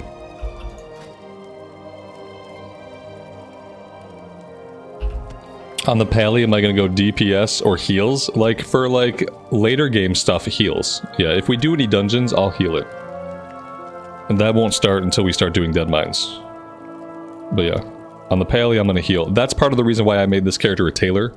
So I can make myself some okay healing gear for the paladin. Alright, that's it. We're at 134 for cooking. We have a little bit of wool now, so maybe we can play with that. Let's turn these into bolts and see if there's anything we can do that we want to do right now.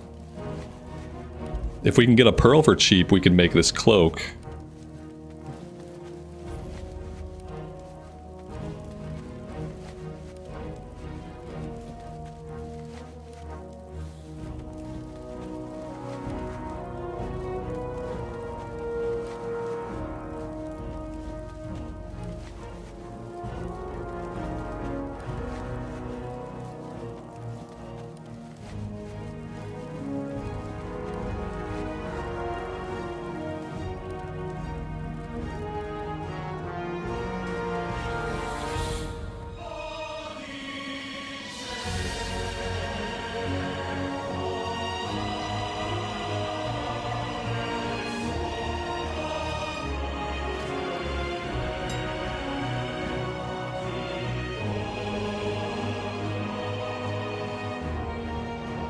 That's not bad.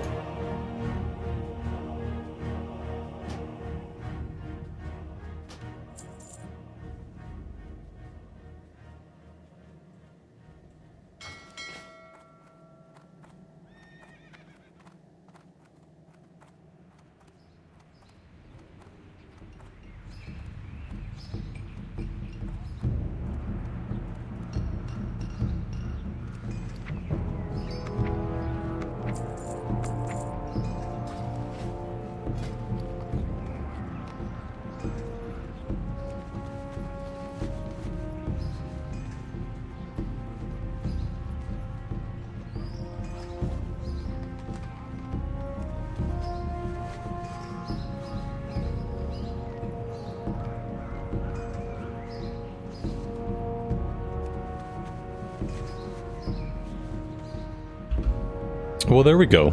We made ourselves a few upgrades. I'm happy with that. Cloak, gloves, boots. There we go.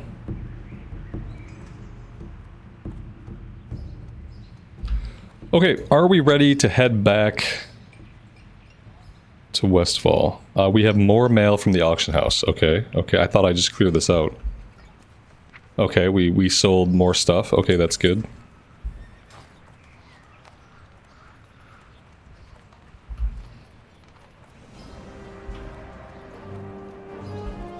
You get a campfire buff, but only when you're standing around the campfire. And I don't think it has to be your own campfire. I'm pretty sure...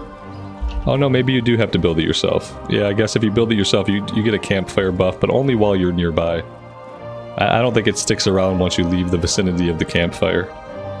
It's like a spirit buff. Wayne, good afternoon, buddy. Welcome to the stream.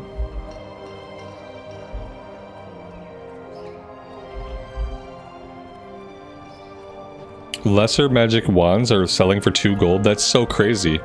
Like, just the other day, I bought one for this character on my paladin.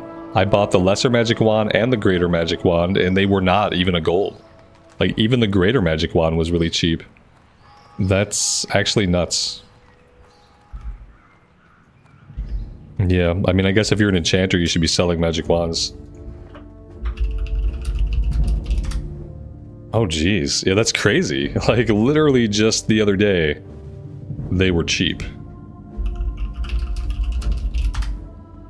The greater magic wand is to buy your greater magic wand right now. The greater magic wand is super cheap.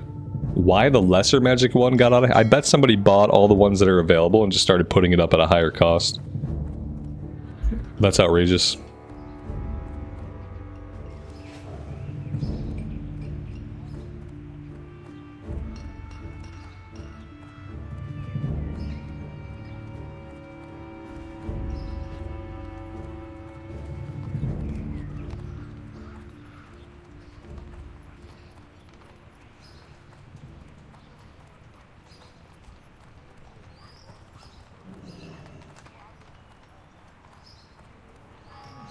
Well met.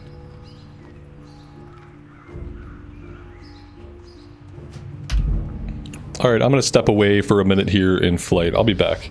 Actually, you know what? I'm gonna take a 10-minute break. Let's take a 10-minute break.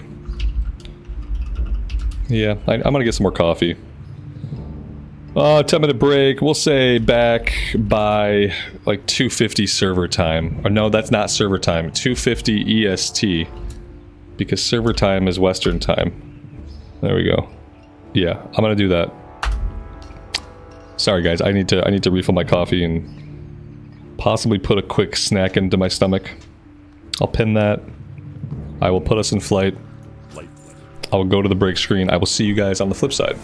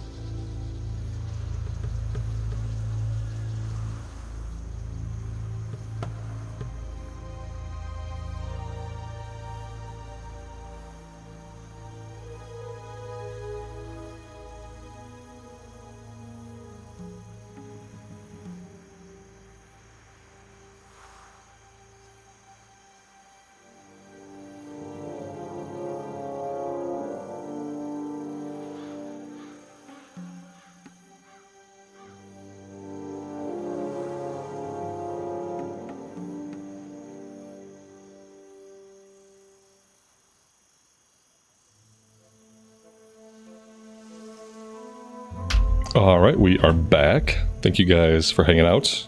I appreciate it.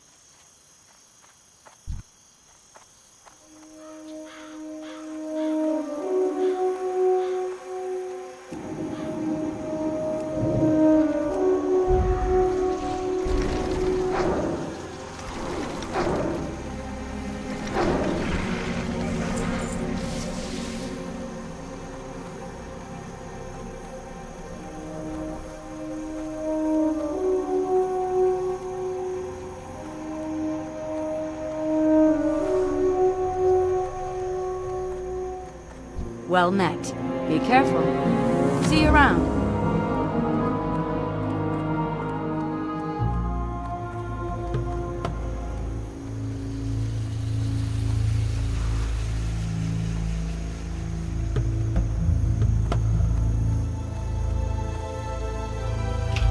Amy, what's the outage? What do you mean? Like, as in you have a million emails about some shit that's going down and you weren't at your computer to answer them immediately? That kind of outage? Or like your tools are not working type of outage?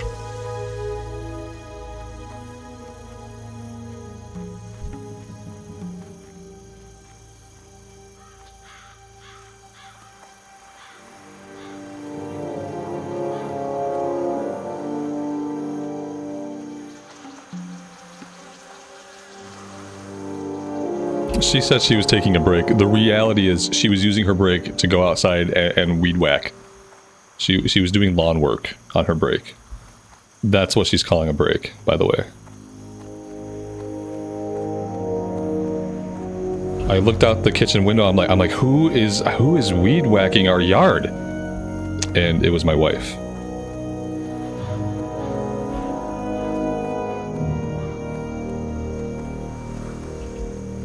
Which I guess is better than just a stranger who got sick of my yard and started to take care of it themselves. Alright, well, it's a break from what she was doing.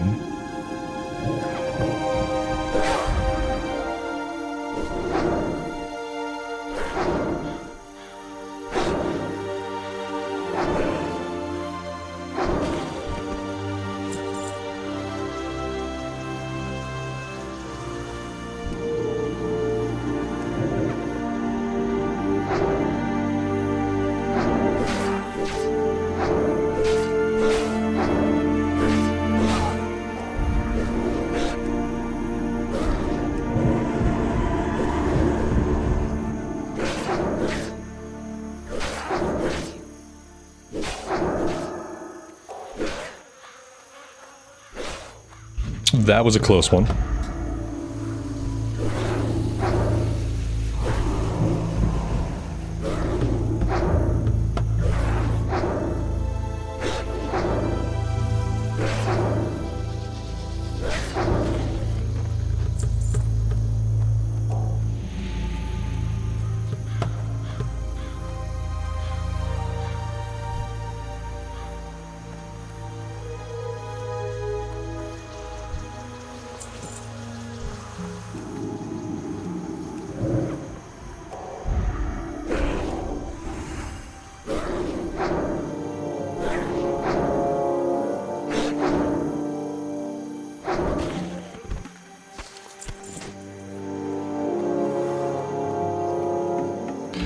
I feel like I can take 3 of them. I guess using my fear would be smart.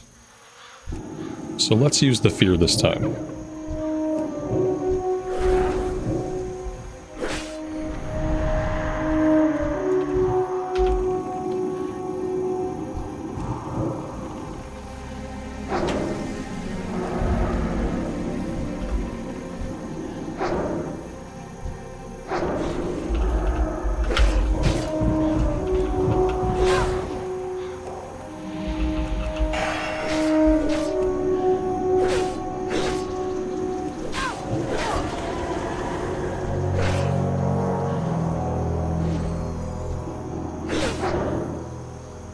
This is getting a little sketchy.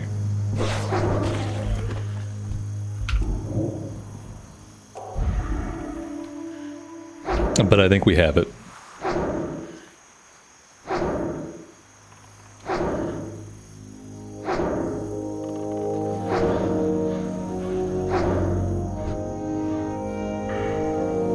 We also have a talent point, and that could be increasing my wand damage up to 10%. So yeah, let's do that.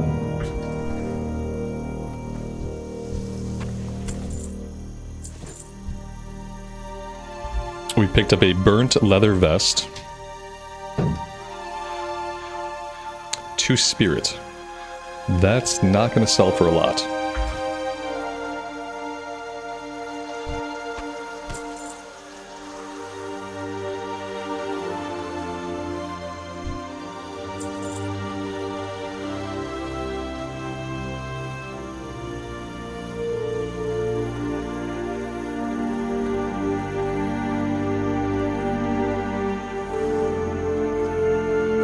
Have I been banking on this Toon yet? We've made some gold.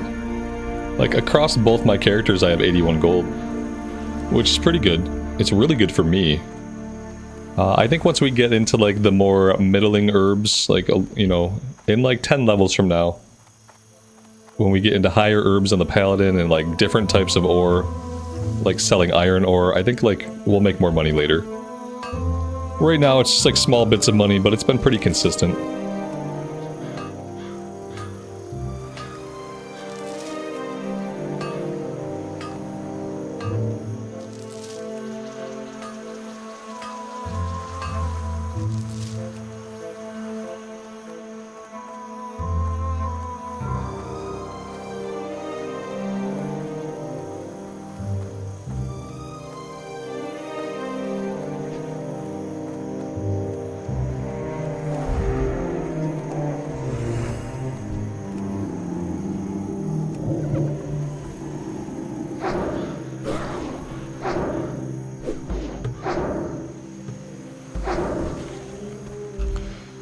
Alright, can I take on 4 of them? Or is that going to be just pressing my luck? I feel like if I focus fire, I probably can. We have a potion if we need it. I have Psychic Scream. I think these guys are all melee, right? If they're all melee, then the fear is going to be effective. Let's see what happens.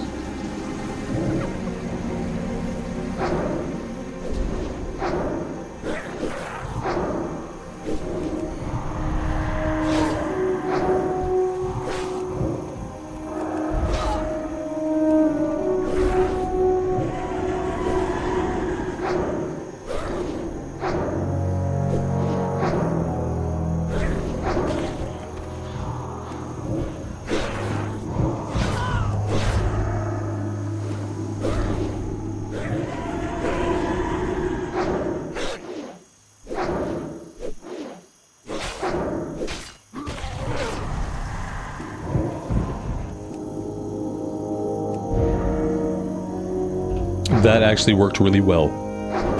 So now we know we can handle a 4 pull if we can use our fear effectively. And if we kind of like single target them down.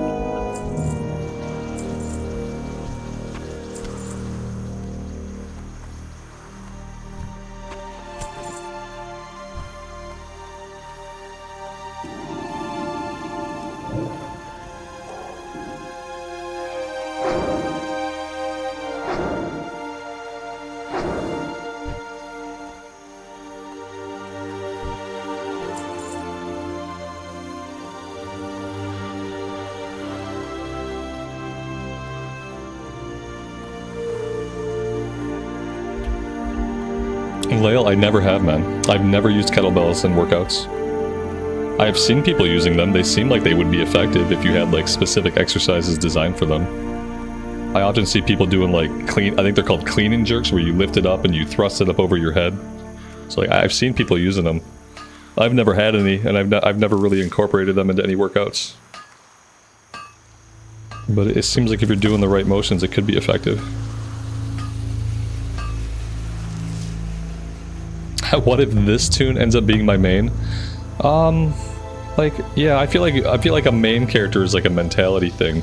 Even if this character somehow like outlevels my paladin, I still don't know if I would consider it my main. But you know, anything is possible.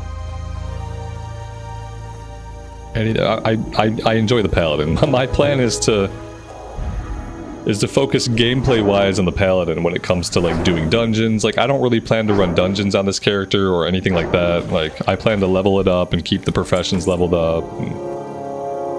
I don't really plan to run dungeons on it though. It will ultimately be another character that hits 60. So that probably will happen.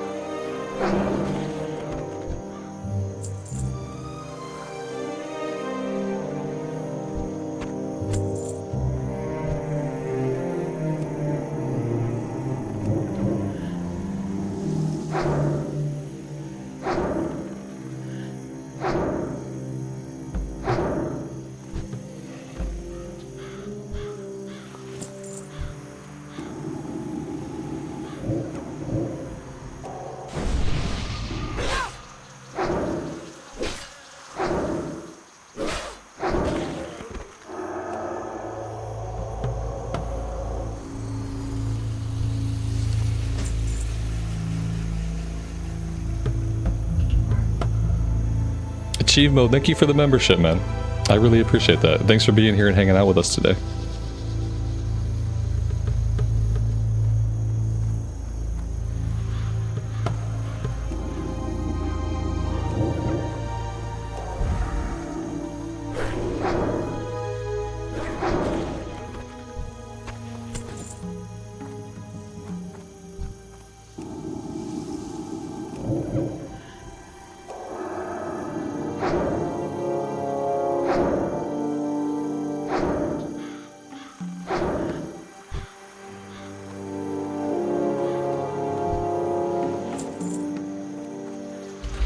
Alright, here we go. Another 4 pull. This one's a little bit scarier because this one has the chance to turn into a 6 pull if they run the wrong way while they're feared. Are any of them ranged? No, these are all melee. So we should be able to do the exact same thing that we already did. Let's just make sure that we have our bubble up. Fear is ready.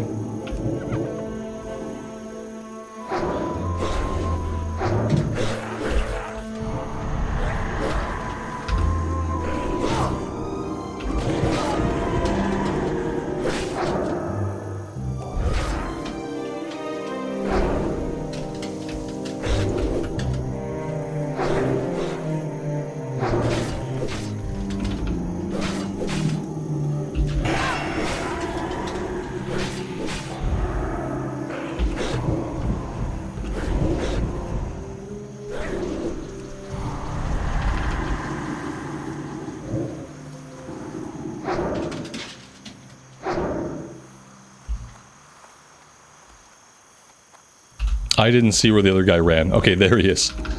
That was lucky. It's lucky he didn't pull these other two. He could have definitely ran that way.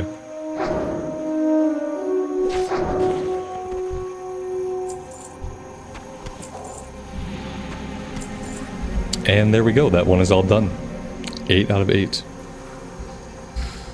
Do we want to go in the mine? We could delve the mine since we're right here. I do see... Ooh, I see tin underground. Okay, yeah, like if there's potentially tin, then maybe we want to go in there and see if we can get it.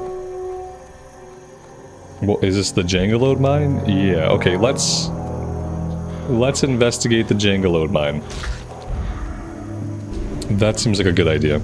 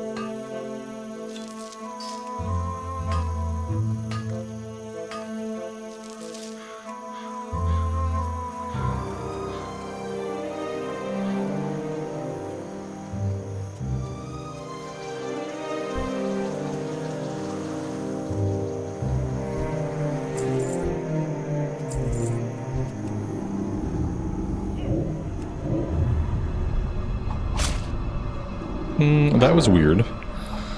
I was tracking herbs, I stepped inside the mine, and now I don't see herbs. Are the mining nodes on the outside of the... Oh yeah, they must be up top. For whatever reason, I expected this one to be right inside the entrance. And yes, I called them herbs. That happened.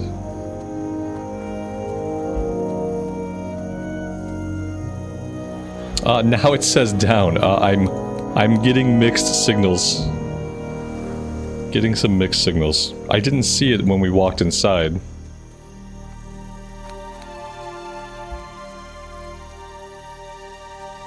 Yeah, now I'm thoroughly confused now. It's not outside or inside. It must exist in like a level between levels. It's some kind of ghost node. I don't know what to think. It might be bugged. Yeah, it could be bugged, because I don't know what else to think. I hope the tracking isn't just gonna start lying to me. Oh, good. I'm glad he just... I guess they're friendly? Like, wait. Why are the Defias guys friendly with the kobolds? Why do they have social aggro? They shouldn't have social aggro. In fact, they should be fighting each other.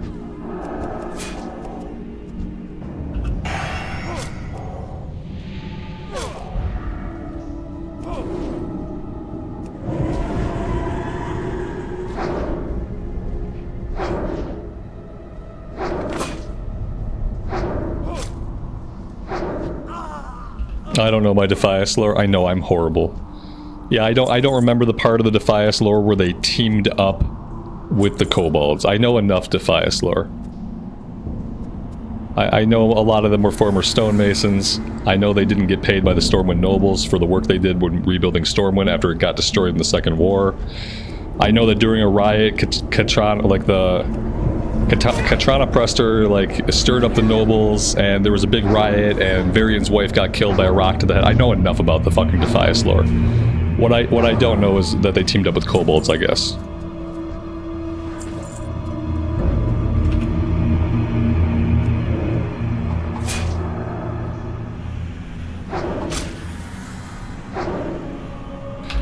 I don't think you know about the Defias lore.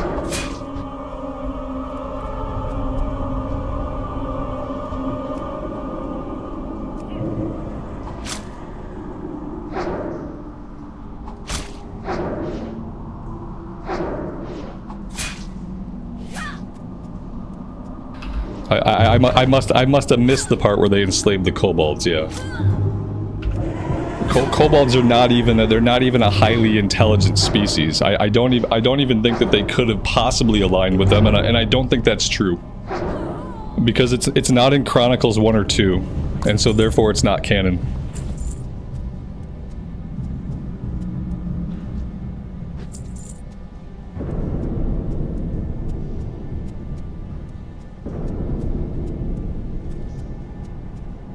I guess maybe they could trick them, like, into helping them. It just seems like an alliance with kobolds would not end well.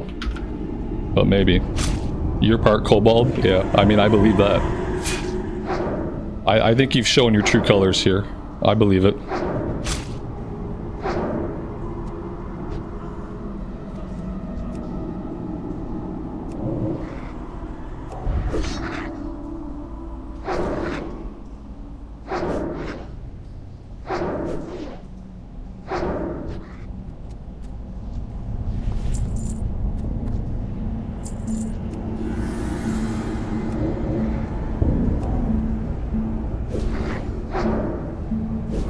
Instead of trolls in the chat, it's kobolds in the chat, yeah.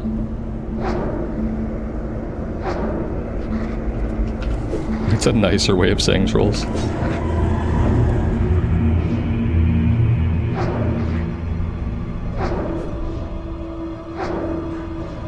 Like, if I'm one of the stonemasons, and like I don't get paid by the nobles, and I become part of the Defias Brotherhood, like I'm not gonna hang out with kobolds.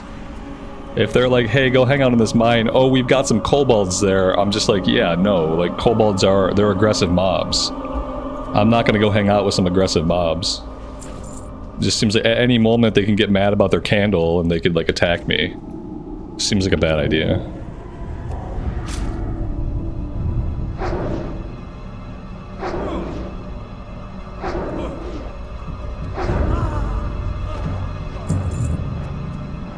This better be the tin I came in here for. Okay, good. Every other node I saw from the outside was a lie. But as long as I get the tin, I guess that's the silver lining. I'm kind of annoyed that there was not more ore in here though, because from the outside it seemed like there was going to be quite a bit.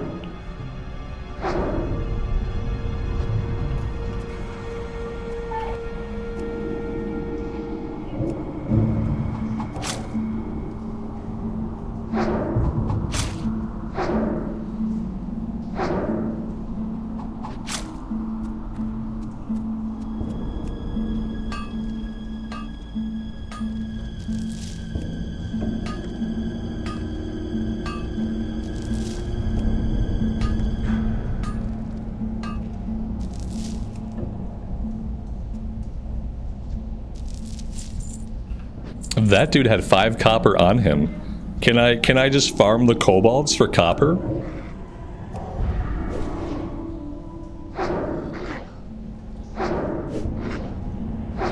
Didn't the Gnolls and Murlocs have an alliance? I am not sure about that. At one point the Gnolls like got banded together and they assaulted Stormwind. And then like the leader of Stormwind at the time, like he took a small team and he went and he assassinated the Gnoll leader. And then without a pack leader, the Gnolls kind of like broke up and disbanded.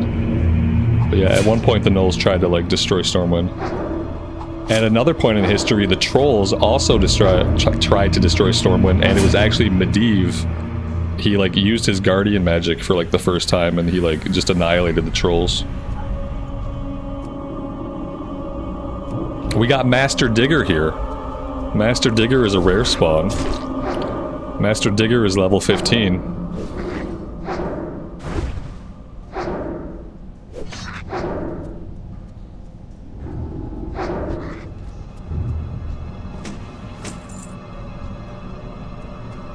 That sounds like a Cataclysm quest. Yeah, I don't count anything that happened in Cataclysm as lore.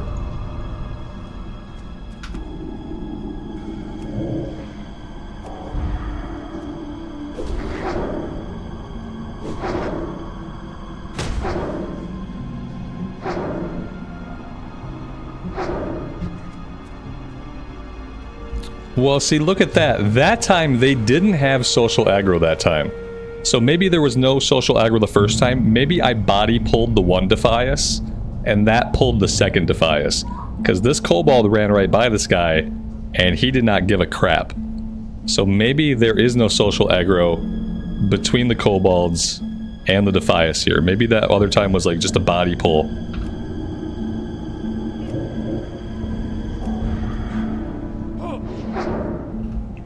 Where did Classic end with Kata? Yeah, Classic ended with Kata. Wrath of the Lich King was the last version of the game that was even remotely Classic feeling. For tons of reasons. Some people say TBC. I give it as far as Wrath of the Lich King. Just because, like, we still had the OG talent trees, like, even though some talents had changed, we still had the normal 52-point talent trees. You didn't have to opt into a spec, like, at the beginning when you hit level 10. Just, like, a bunch of system changes, class changes, like, but yeah, once the world got remade, then, like, that's, the Classic era's over. I feel like if you wanted to run Classic era progression servers, you would go from vanilla to TBC to Wrath of the Lich King, and then you would reset.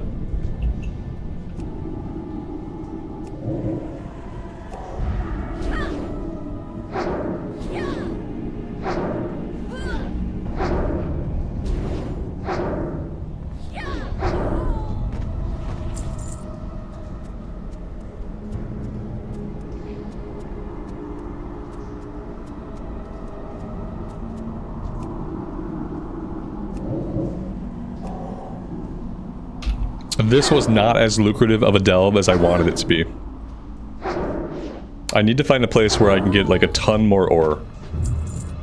This was not it. We got a little bit of tin and that was good, but from the outside it kind of like lied to me and it made me believe there was like a lot more copper in here than there actually was. So that's kind of rude.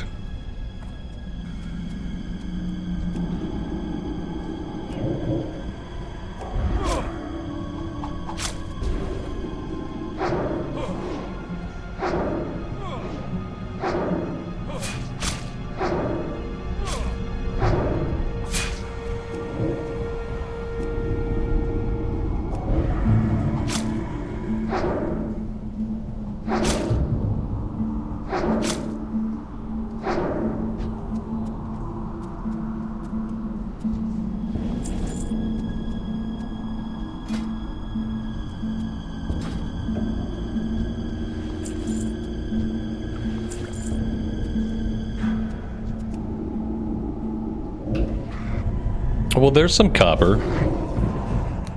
And, like, look at that. This copper does not exist. This copper is not on my map. This copper is not marked in any way. I wonder if that's the copper that was being marked from outside.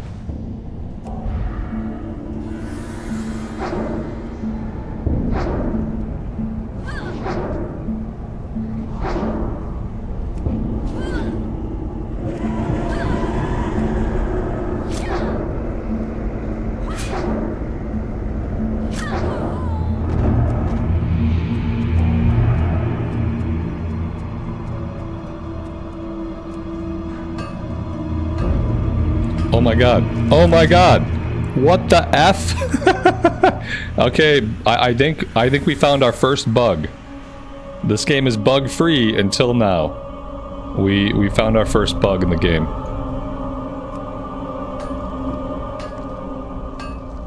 It's the magical disappearing node. Now you see it, now you don't.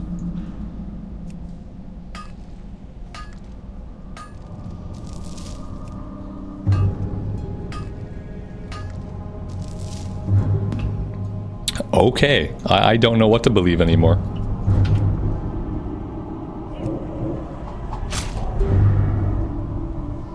"20 years they still can't get rid of the bugs. Unacceptable, Blizz. Is this what you call professionalism? You should be ashamed."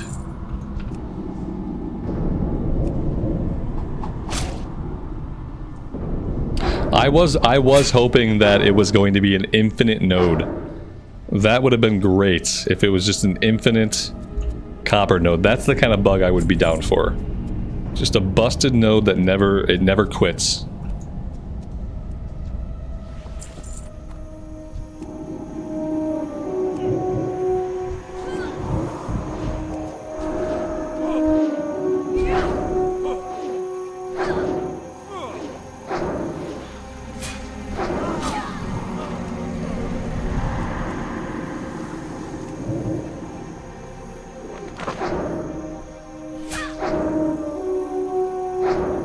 They'd boot me for exploiting it. Nah, I doubt it. Not an infinite copper node. That's their fault, not my fault.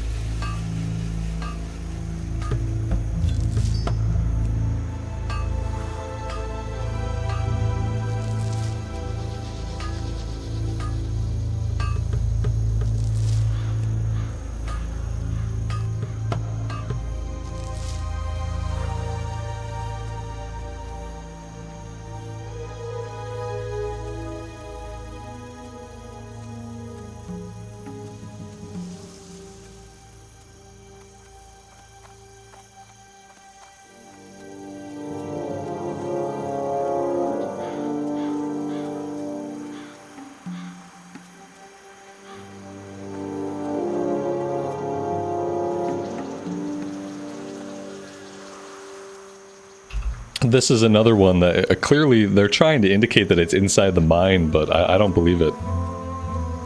I just don't believe them anymore. I don't believe them and their lies. And so I don't think I'm gonna chase that one. Because I think they're lying to me.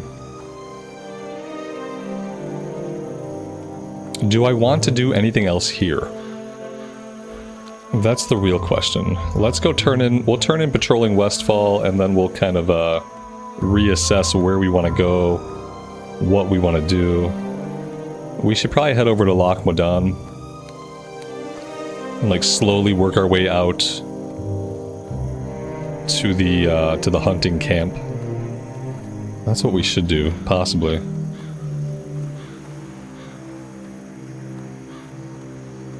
Yeah, I know. If it's inside, it should be gray, but it's not. There are a couple of bugs where like that functionality doesn't always work. Yeah, technically the way you're supposed to know if it's inside of a cave is if it's gray. But in that case, it clearly wasn't on the surface, and it also wasn't gray. So there are some bugs. It's you know, it's not perfect.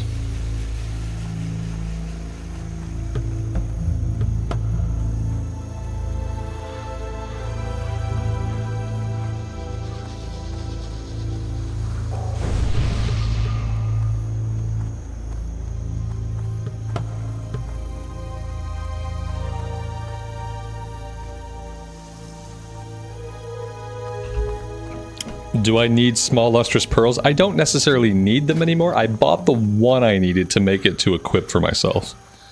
If you have extra, I would take them so I can make more of this and then potentially sell it on the auction house. But I no longer really need it.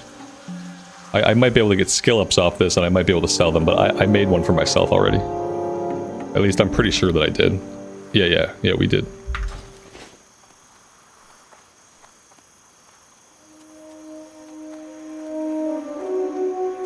Hey there. See you around. Be careful. Good day to you.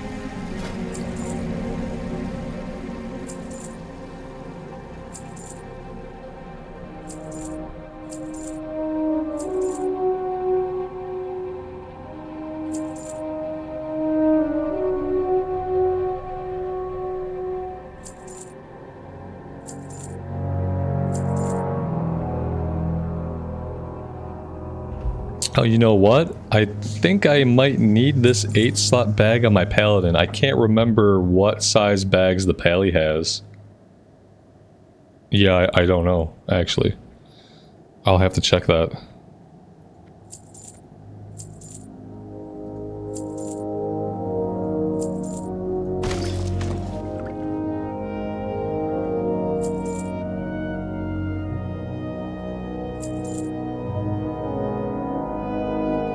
See you later.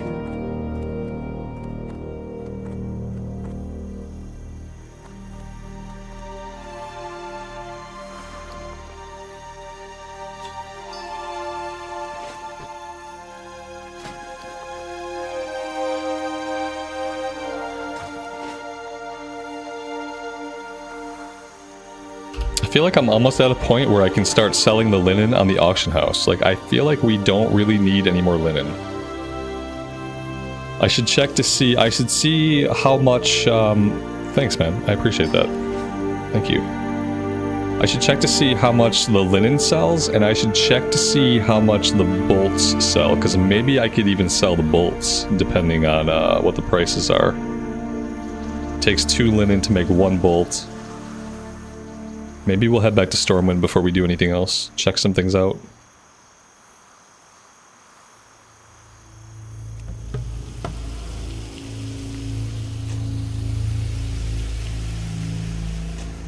Yeah, my mini-map buttons are out of control, but it's okay. They're not really hurting anything. They're not really hurting anything. But they are a little bit out of control.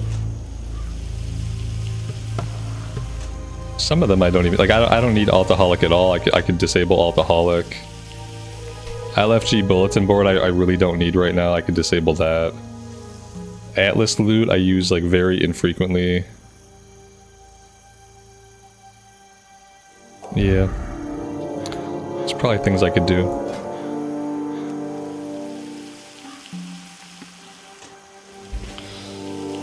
Do I got the characters ready for the War Within? I got all the characters. Yeah, I got every freaking character. Now, right now, my choice is between the Ret Pally, the Shadow Priest, and the Mage. And so, like, those have been my choices for a long time. Despite the fact that I leveled up a bazillion characters in the pre-patch event, none of them are really in contention for my main. My main is either going to be Pally, Shadow Priest, or the Mage. You know, I was having a lot of fun on the Elemental Shaman. Oh man, I'm gonna have to spend Wednesday, like, we're gonna have to play Modern WoW on Wednesday on the stream. Because I'm gonna have to jump on these characters and, like, play around with them a little bit. And I'm gonna have to decide, like, what my main is gonna be. I think I just might make my main the Paladin. Like, I really love the Shadow Priest. I'm gonna play the Shadow Priest. Like, I'll play the Shadow Priest in the expansion, but, like, I don't know. For some reason, I just keep coming back to the Paladin. It's fun, it's, like, relatively, like, the rotation is kind of forgiving, it's fun, we can tank on it, we can heal on it if we want to. It's gonna let me get up close and personal with, like, the new enemy models and stuff to really check them out in the recorded series. I know people hate Red Paladins for, like, Mythic Plus, but I guess I don't really care. Like, I'll just host my own keys and we'll get whatever groups we get. Like, I'm not sure what I'm gonna do. Yeah, I'm still so conflicted. It sucks. It sucks to have to pick a main. Oh, what a rough time. First world problems. Whatever am I to do? What can I do for you? The Elemental Shaman was a lot of fun. The Evoker, I had a lot of fun on the Evoker. I know I would probably never main the Evoker because I don't really want to be a dragon person, like, full time.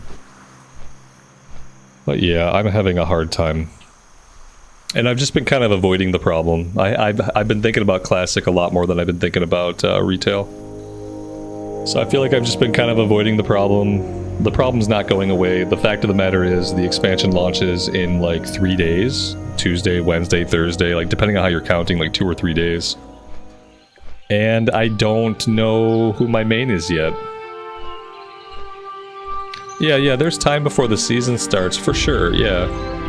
Like, season starts September 10th, right? So there's like, plenty of time. That's, like, 19 days. Like, you're gonna be level cap after, like, 3 days of playing. Like, that's, like, if you're playing casually. Like, I'm gonna be doing a playthrough where I read all the quests. But I fully assume that I'm gonna hit level cap long before I'm done doing all the quests. Like, I'm gonna have a ton of stuff to do after I hit level cap. So there will definitely be time to, like, get multiple characters capped off. Like, I only need to do all the questing on one character. And then I can just quickly cap the other characters, and they don't have to worry about completing the MSQ or doing all the quests or anything like that. So, yeah. The Shadow Priest is fitting for the expansion. I seem to enjoy it a lot. I do enjoy it a lot. Yeah, absolutely. The reason I'm considering Paladin is just like, I like being melee when I'm in a new expansion to see the enemy models up close. Whereas like with a ranged class, you just tend to kill stuff when it's really far away from you. And I don't feel like you ever really get to appreciate the enemy models or their animations. That I'm trying to decide, like I'm kind of making a decision based on content almost. Like on how the content's gonna feel. Because I'm gonna be doing a full lore playthrough, like a recorded series. So that's kind of what I'm like judging my initial character on. Okay, let's see, what do we got going on? Auction house stuff, I wanted to check the price of linen. So let's check the price of linen.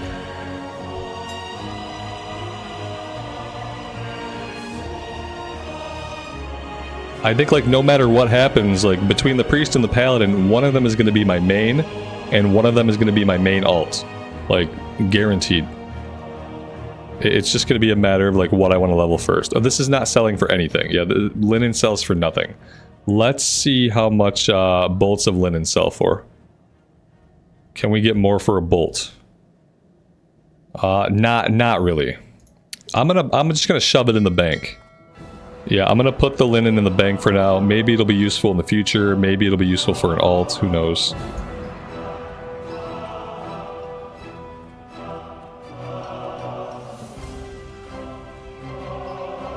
Did I make shirts for my paladin? Ooh, I didn't. Thank you. What can I make?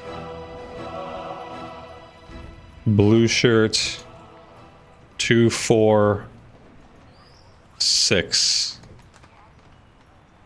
8. Okay, let's make 6 more bolts. And then I'll go buy the dye I need. I'll make the shirts and send them over to the pally. Thanks for the reminder. I appreciate that. Yeah, I'm looking forward to doing it as a recorded series. Absolutely. It's gonna be good. I'm going to enjoy it. I think that's the best way to handle it. And then we'll have plenty of stuff to stream like after like the first week or so. Like, as soon as I can start doing heroics, as soon as I can, like, focus on delves, like, we'll be streaming some of it. But I think doing it as a recorded series is, like, probably the most responsible choice I could make. You know, I think it would just be... I don't think it would be good content if I'm streaming and I'm reading it all out on the stream and I'm interacting with chat. That's not going to make for a good stream for the people who are here to, like, hang out. It's not going to make for good content for people that just want to hear all the quests read. So yeah, I think doing the quest as an immersive series is like the most responsible decision I can make. You need something? I need blue dye, I need bleach, and I thought I needed one more thing. Let's create this one. I have a red shirt. Let's do the white shirt and we'll do a brown shirt.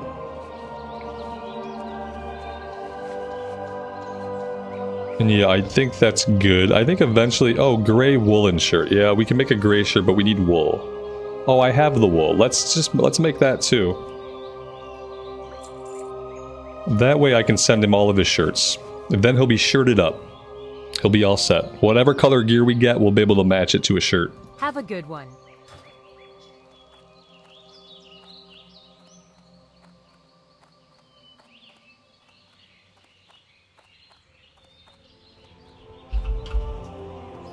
Patrick, thank you so much, man, for the $20 super chat. For the coffee and the stream. That's really generous of you, man. Thank you so much.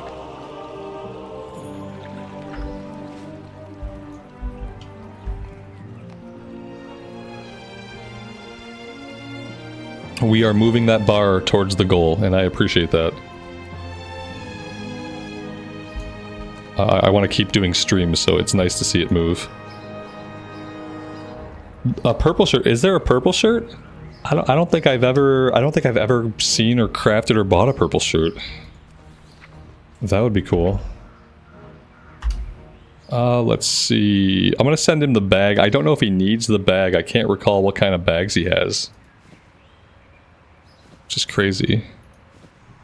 There we go. He'll have a full wardrobe now. He's all set.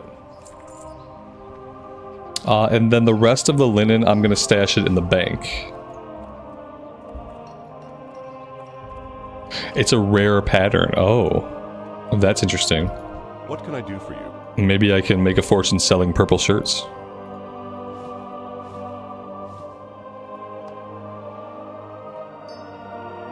Oh, we have bronze bars now. We need to check the auction house price for bronze. What else? I think we're good. Strength potions, I don't need them. Mana potions, I really don't need them either. We have Briarthorn. I can check Briarthorn. Be careful.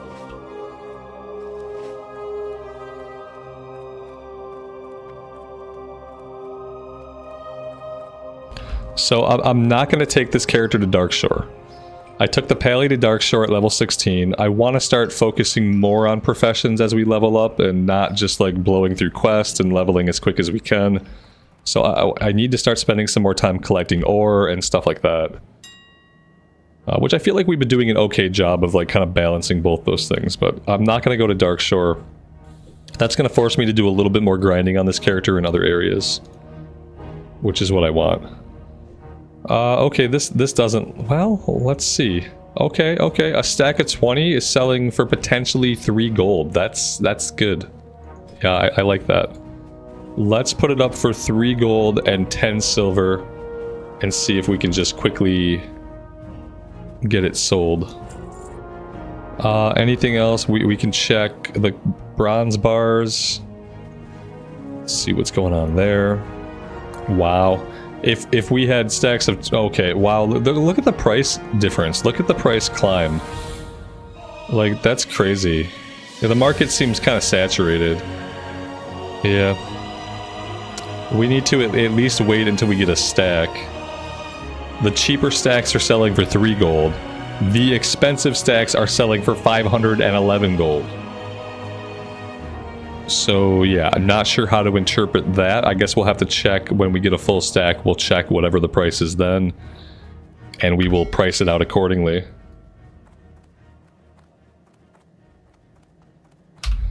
Alright, so am I done here for now? I think so.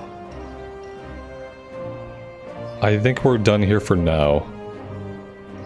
Let's hearth back to the Stout Lager Inn. That'll get us back into Loch Modan really quickly.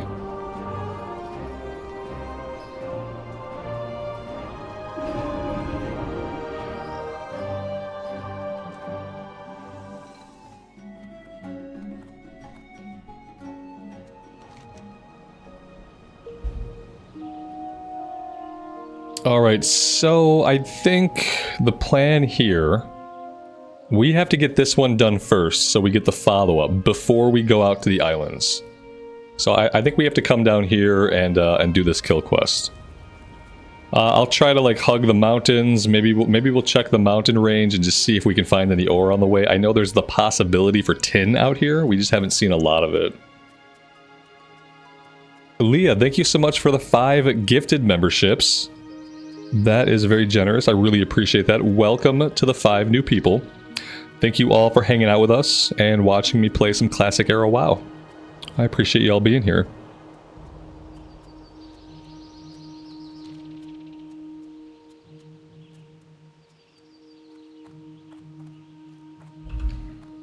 Is the ooze-covered bag a 10-slot bag, like from the wetlands? It might be.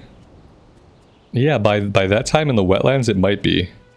Ooh, look at that. See, I'm already not paying attention, and I almost missed a tin vein. That was a close one. Okay, there's more ore over here. I need to be hugging the walls.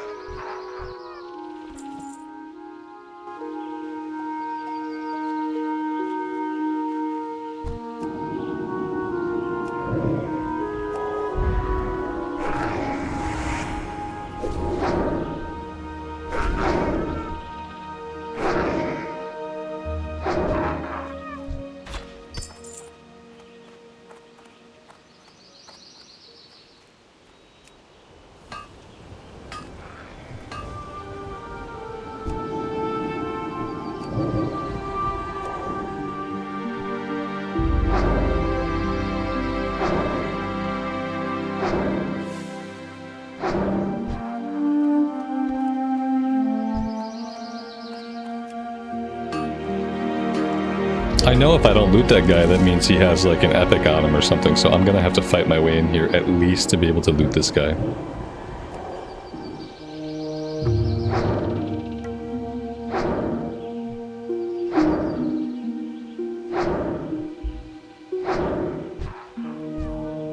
Oh god, I aggroed all of them. Oh no.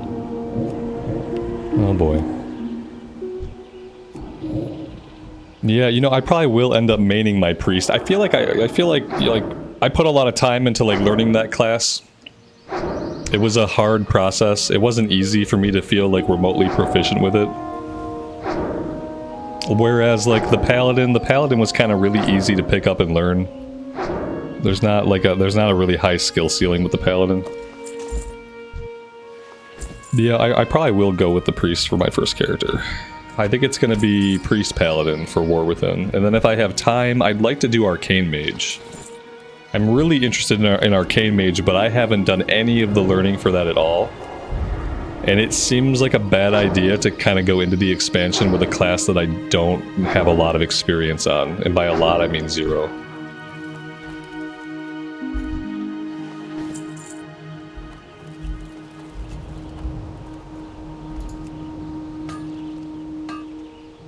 Sour Mouse, good afternoon, man. Welcome to the stream and thanks for being here. They changed Arcane to make it easier in War Within. They did a lot of things that really help. I guess it helps the opener phase and like the ramping up phase are much more simplified. So now in the War Within, Arcane is actually a lot more approachable than it was in Season 4 of Dragonflight. And I've seen a little bit of the gameplay and like it seems like it kind of just makes sense now. Whereas before it seemed like it was like highly technical, especially to get it going. But yeah, I think that'll be something that'll be like learning in progress. I'll probably check out the Arcane Mage after I've got after we got Keystone Master on a character and after we've completed our full lore playthrough where we've read all the quests and we're settled into the season.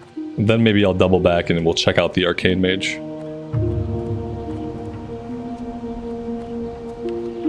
Yeah, and that's the other thing about the mage, is that like that's kind of what I thought too. Like honestly, that was kind of an alluring thought, where like with the mage you can't go wrong. You have 3 DPS specs that are already really solid, and so if you learn all those specs and you're passably good at them, then you're in a really good position to kind of play. If there's one spec that's really outperforming, you put yourself in a really good spot. So that was like my other thought about the mage, is like how good would it be to become a master of the mage, to really just learn all 3 specs, become proficient with all 3 specs, become comfortable with all 3 specs, and then you have like your uber DPS class. That is the really tempting thing about the mage, and why I can't rule out that I won't end up on the mage. Because it's just kind of crazy. Like Frost is really good, Fire is really good, Arcane's really good, and they're all in a really good spot right now, where like any of the friction of learning those classes has kind of been simplified a little bit. So yeah, it's super tempting. It's super tempting just to go on the mage. Oh gosh, that's tough.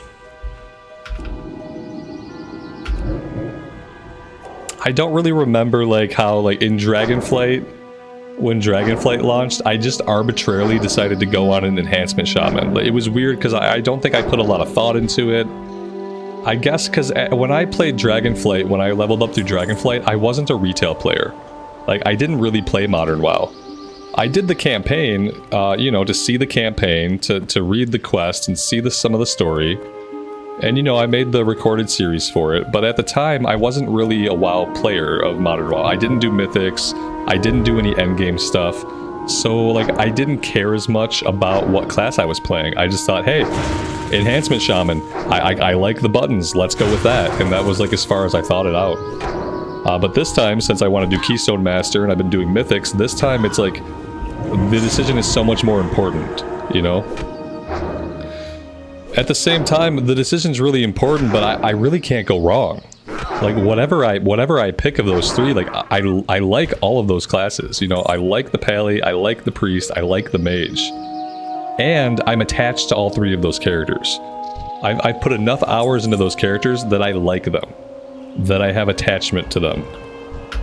And so, like, yeah, I'm in a spot where that maybe that makes it harder, the fact that, like, no matter which of the three I pick, I really can't go wrong.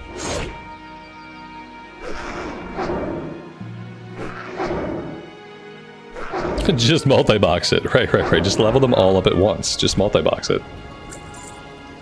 That'll be good content.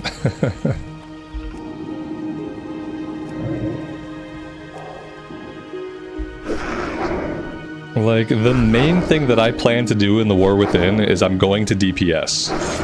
Like, I am going to DPS Mythic 5-mans. Like, I don't want to heal. I don't really want to tank. So yeah, like, when I think about it that way, the Mage makes the most sense. If I just think about what are my goals, what do I plan to do, how do I want to play, I want to be range DPS. And that's what I want to focus my seasons on. That's what I want to focus my development on as a player. I want to do range DPS.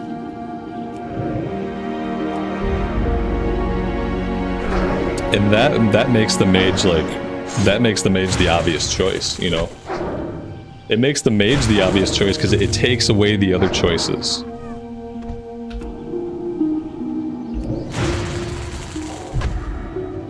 So yeah, I don't know.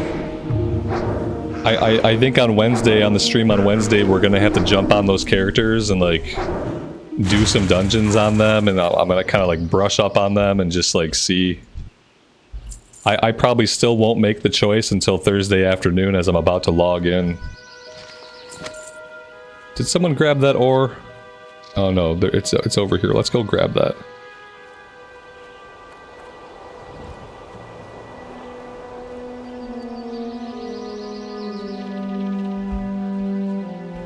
I think on Wednesday I want to at least try Arcane. I want to try Arcane. I want to see if I can wrap my head around Arcane. And if that seems possible, then that's two specs that I know. Like, I already know Frost. Nothing super big changed about Frost. I have both the specs are already set up. My Frost spec is set up and my Arcane spec is set up. So all I really have to do is, like, glance at a guide. And then we can just start doing some 5-mans. And I'll start with some heroics. And maybe we'll just see what we can do.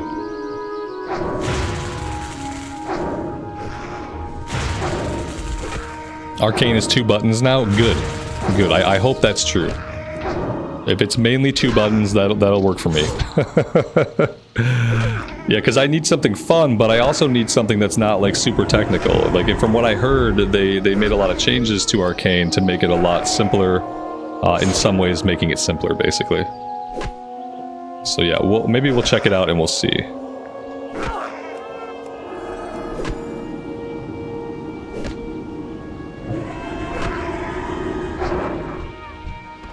The Elemental Shaman was also, like, range DPS, where the rotation was pretty simple. Like, I didn't have to focus too much. It was okay if I sometimes got distracted. It didn't really, like, super hurt my performance. These guys are kind of kicking my butt. I don't really like it. So yeah, but I think I've kind of moved away from the Shaman as a possibility. Oh my god. Okay, I really don't want to die here, but this might be death number 1. That's death number 1, and I blame the War Within. Yep, now I blame the War Within. Now I hate the War Within. Just got me, like, completely distracted. Oh, my death counter went from 0 to 3. Fair. That must be counting some of our PvP related deaths. Yeah, it went from 0 to 3, so I guess there we go. Man, damn it, I really didn't want to die on any of these characters. But I guess it's kind of inevitable when I'm sitting here running my mouth.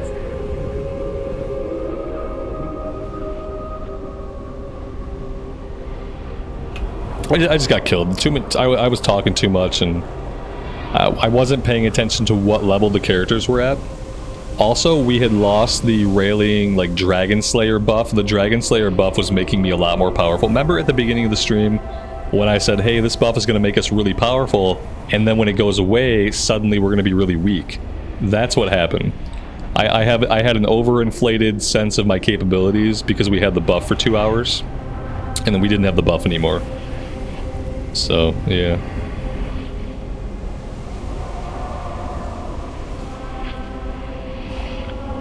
Yeah, that buff messed me up. Yeah, I just had an overinflated sense of my capabilities. I was like, I can kill all these guys and I don't even have to think about what I'm doing. That's not the case. It's okay. This is where we're just happy that we're not playing hardcore anymore. And I was just trying to fight these two guys. Like, these two guys, they just messed me up. I think I went into it with like a little bit of missing HP and they just crushed me. I'm kind of worried about trying them now.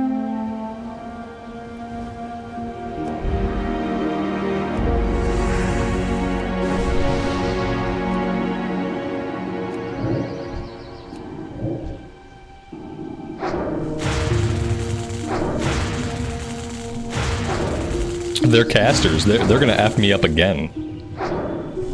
Like, yeah, this is fucking nuts. Like, they just blew me up. So I can't take 2 casters at level 14. That is too much heat. This is not Deviant Delight. No, Deviant Delight's still dead. This is Whitemane, which is a US West server. It's the most populated server in the US, actually. It's the only server that has a medium population, which means it has about 5,000 players. It's also on a server cluster, so it's not just the 5,000 people on Whitemane that you're playing with people on a bunch of different servers. Because they're clustered together.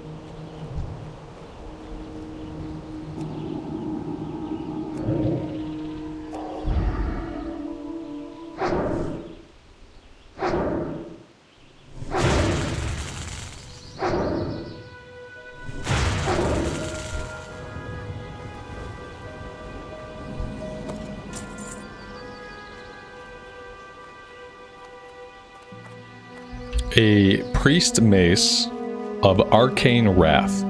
That's +1 arcane damage. That's sending a mixed message. Little does Blizz know, priests don't use arcane magic.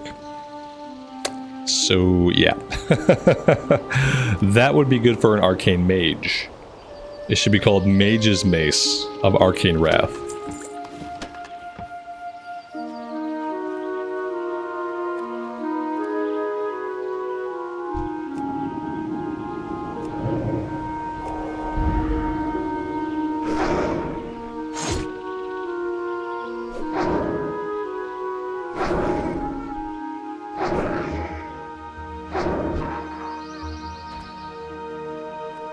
Night Elf Priest with the Star ability. Maybe. Is that Starfall ability? Is that arcane damage?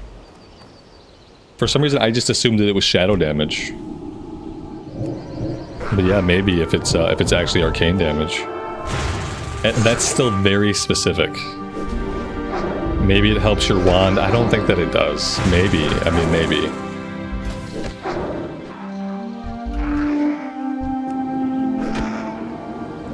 Yeah, I mean, to be fair, the wand says arcane damage. It does say arcane damage. So, potentially. Yeah, the priest ability for the night elves, like, it's cool that they have that, but it's not like, it's not super useful. You know, it's a cool spell and it looks cool and it's cool to have, but it's not like a game changer or anything. Tim, good afternoon, man. Thank you so much for the $5 super chat. I really appreciate that. Good afternoon to you.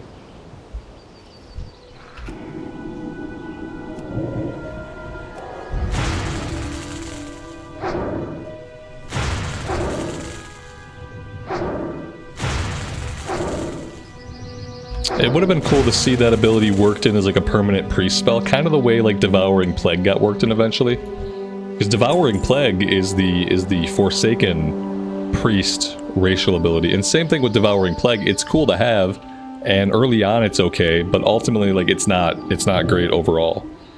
But eventually Devouring Plague got worked in to like be a core part of the class. It would have been nice to see that Night Elf ability also get worked in to become like a core part of the class.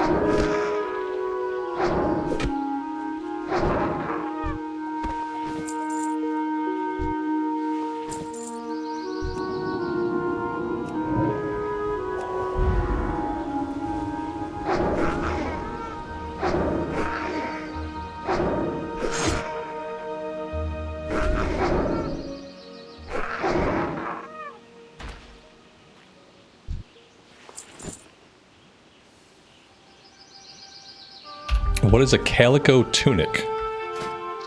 A calico tunic is a purple garment. I don't really know what to call this. That's not quite a tunic, Blizzard. It's something. It's just not quite a tunic.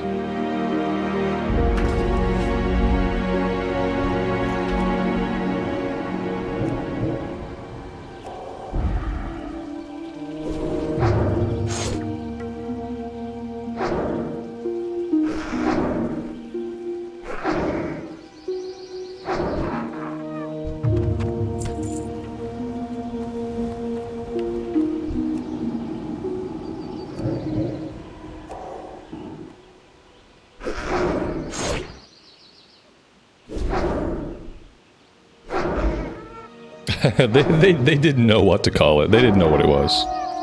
You know, back in 2004, like they probably had like 1 or 2 women on staff. So like nobody on their staff back in 2004 knew what it was. So they called it a tunic. It's a medieval sounding word that means something that you put on your chest, right? Tunic. They're like, let's call it a tunic. We don't know what that is. Bunch of 28-year-old dudes. Like they don't know the names of clothing.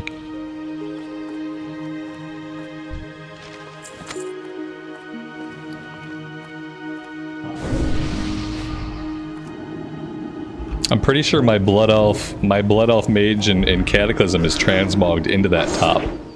Pretty sure that's our transmog piece.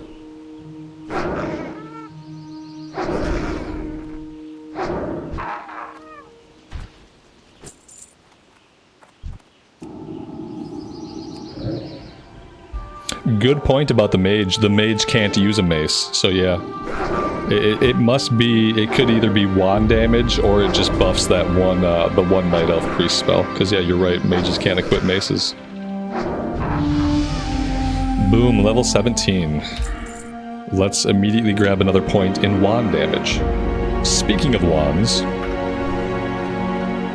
we need to figure out, like, I guess our next upgrade for a wand is probably Cookie's wand out of Deadmines, which will probably never drop.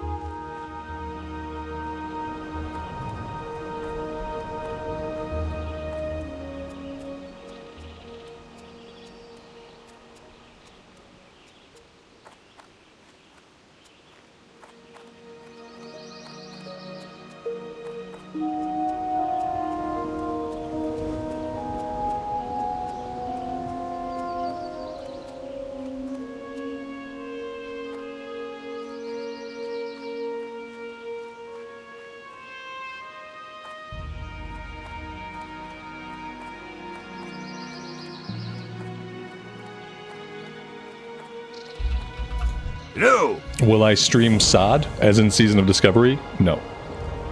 Not only will I not stream SOD, I have no plans to ever play SOD again in my entire life. True story. Well met!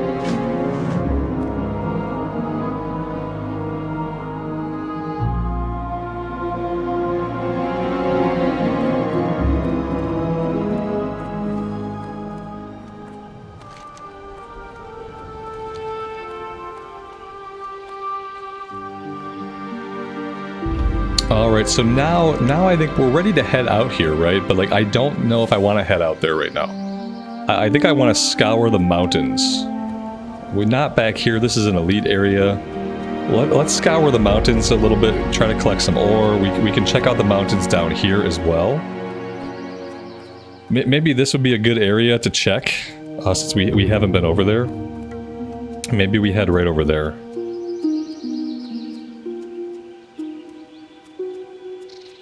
Yeah, let's check out this little pathway here that leads out. Maybe we find some ore back that way, then we'll run along the mountains here for a bit. And we'll see what we can find. Here we go. Nah, I won't talk about SOD. Everybody here knows that I'm not... If you're here consistently, you already know how I feel about SOD. Yeah. And those feelings are never going to change. It's simple enough to say that I'll never play it again.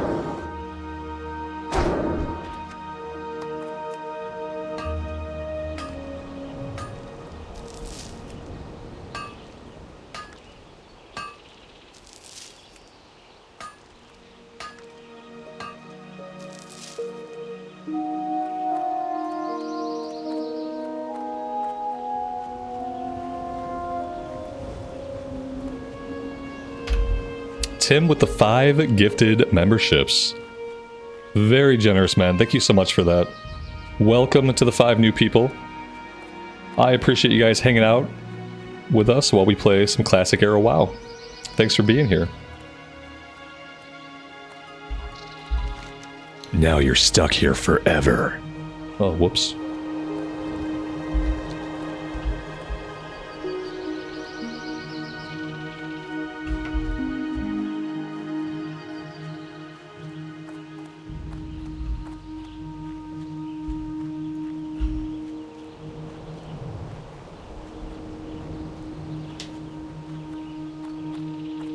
I slipped into the Batman voice. I don't know what happened. I don't know where I went just now.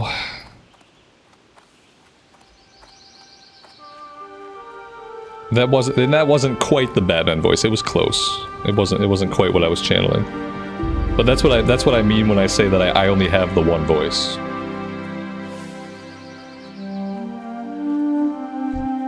That was just supposed to be a menacing voice. But yeah, it did just come out like the Lego Batman voice. Because I only have the one.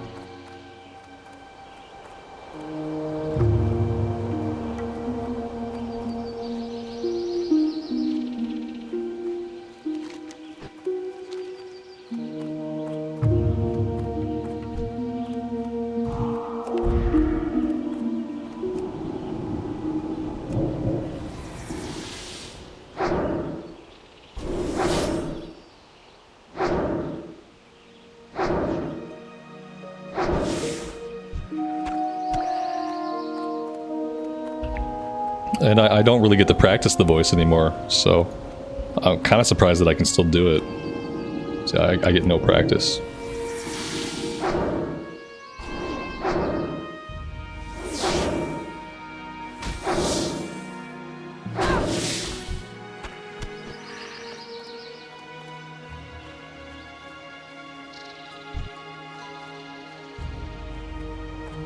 I am not finding as much ore on this route as I wanted to find. I was expecting much more. That just did not happen anymore. I used to read like storybooks to my son. He had a couple of like Batman storybooks, like short storybooks. And so when I would read those and I would get to like the dialogue, I would do the voice for Batman. I would do the Lego Batman voice. And that was how I like developed the voice like in the first place. And now he doesn't really, I don't read those storybooks to him. He kind of aged out of those storybooks. They were really good when he was like 5, 6. Now that he's 9, it's like that's not really what he's into. So yeah, he aged out. He aged out of the Lego Batman voice. So what are you gonna do? I could probably still like subject him to it, but I don't think that would make him very happy.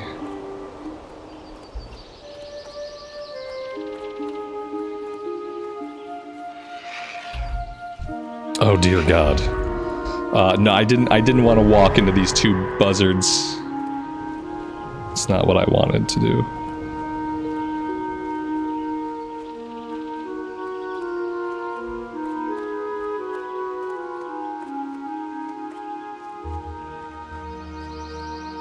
The Batman voice is like, it's like riding a bike. You never forget. I'm not sure about that. Possibly. Yeah, there's no ore over here. Oh my God. Where do I need to go? I've made it all the way out to the hunting lodge and we really haven't found anything.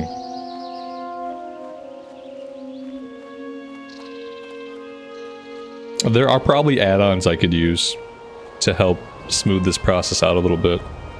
People always talk to me about GatherMate. I just like with GatherMate, I don't know how to import the data. So it's like, it's kind of useless unless you import the data.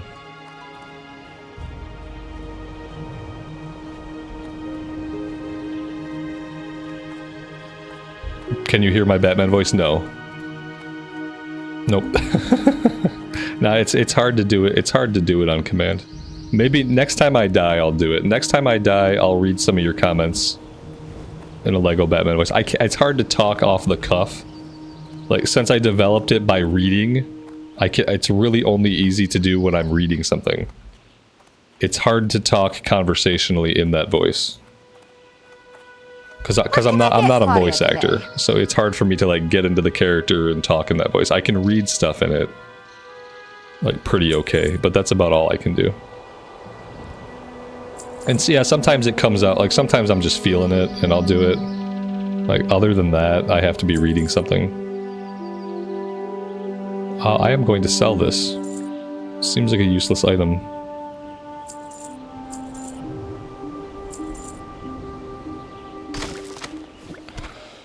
Do I want to do these quests right now? That's like a really good question. Do I want to even be working on these quests? If we take the one, this is a timed quest. Like, do I really want to be working on these? Not particularly. I kind of want to focus on getting ore for right now. So like, I might just run around a bit. What about, like, level 15, okay. Level 16, yeah. I guess I just don't really want to grab the timed quest. Maybe we can grab the Crocodilus quest, like, maybe we find ourselves out that way. So, like, if we find ourselves out that way, then maybe we do it. I don't want to grab the timed quest right now, because I don't want to be under that kind of duress. What's on your mind? Safe travels. Let's just grab that one for now. Yeah, gather mate. Yeah, I have to watch a video on how to set it up. Yeah, see, when I hear that, I'm like, oh god, I don't know if I can do it.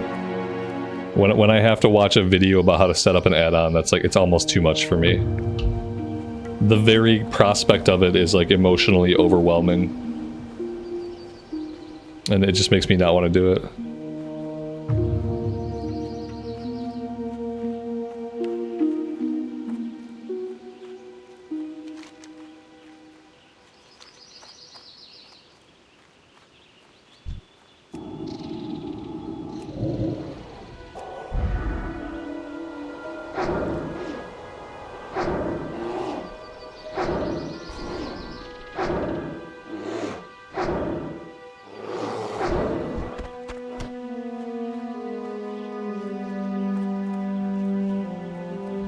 Maybe at some point.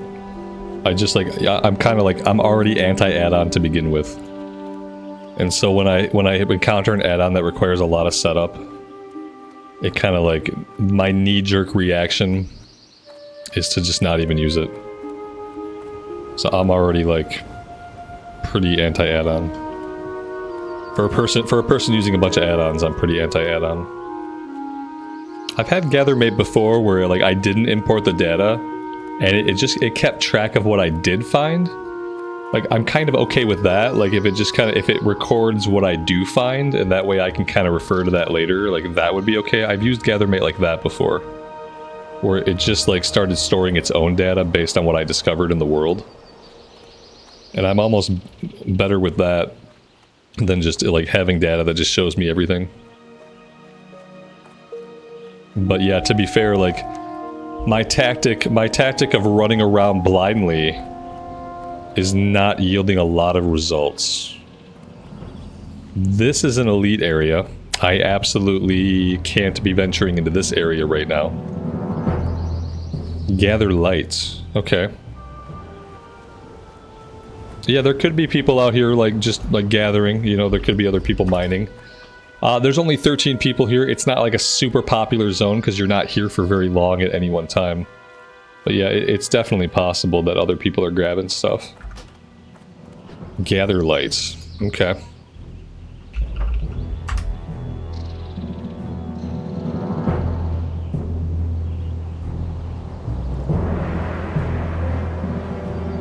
Come on, Curseforge.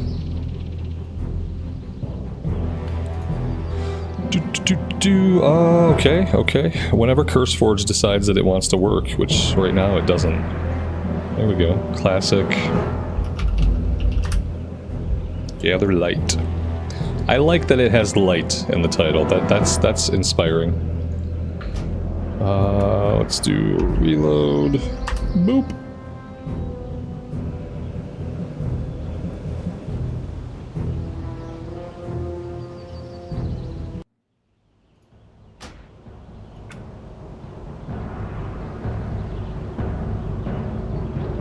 Alright, so we got it. It's going. I Ooh, okay. Yep, let's turn everything off except mining nodes. Okay. Yeah, like this is what I want, right? This is enough, right? Like this, like what else could I want it to do? Yeah, that would work. If any of that is accurate at all, then yeah, that gives me at least like an idea, you know?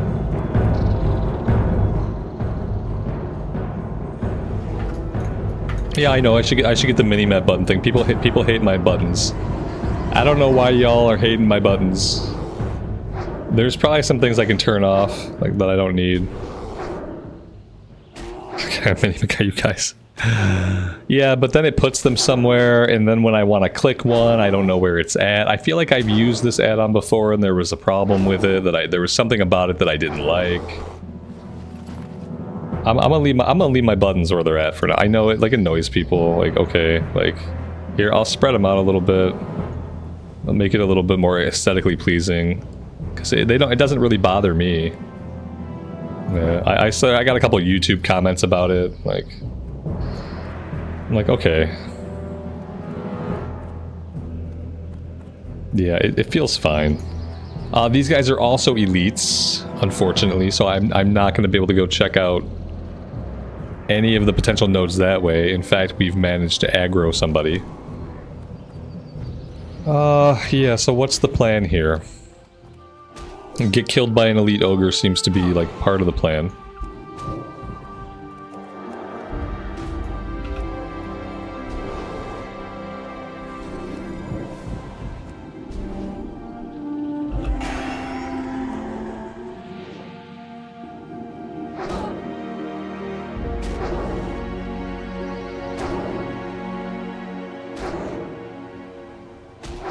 I'm triggering people. Yeah, I am. I am triggering. Spreading it out helped a little bit. Good. Yeah, I'm fine with like spreading them out a little bit. I mean, I probably should get the add-on, but the more people push me to get the add-on, the more I like it, the more resistant I am to it, because sometimes I'm contrary like that. People really want me to have the add-on. You beg me for the add-on, and I whisper, no. The city cries out for a button add-on to hide my buttons, and I whisper, no. Just like that.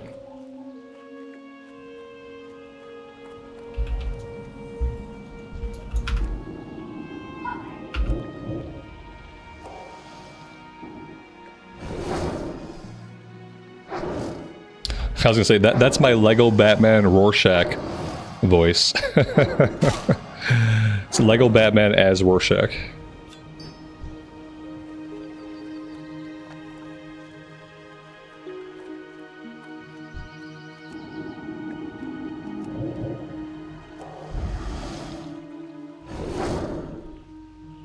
There's the quote, yeah. The people look up and scream, add on. And I'll look down and I'll whisper, no. Good enough?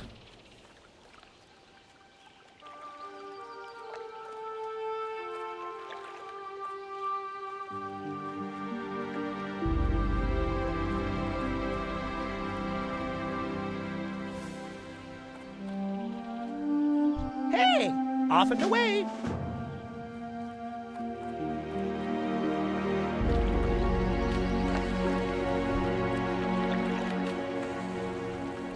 Now this says there can be ore at the bottom of the lake. I don't know if I believe that. The bottom of the lake is guarded by level 19 Nessies, and I don't really want to mess with any level 19 Nessies.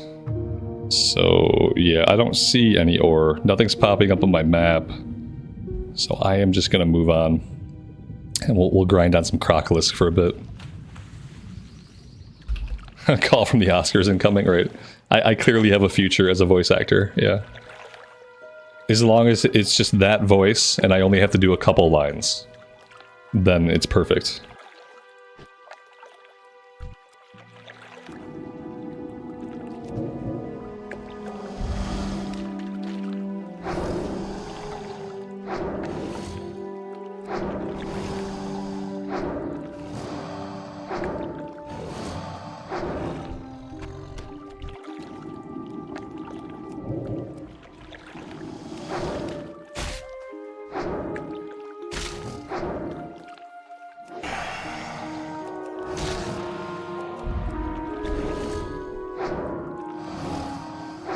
Just do the same character in every role. Like Dwayne Johnson. Ooh, burn. That's rough. Be nice to Dwayne. He does his best. Some people only have one character, and that character is whatever character they got.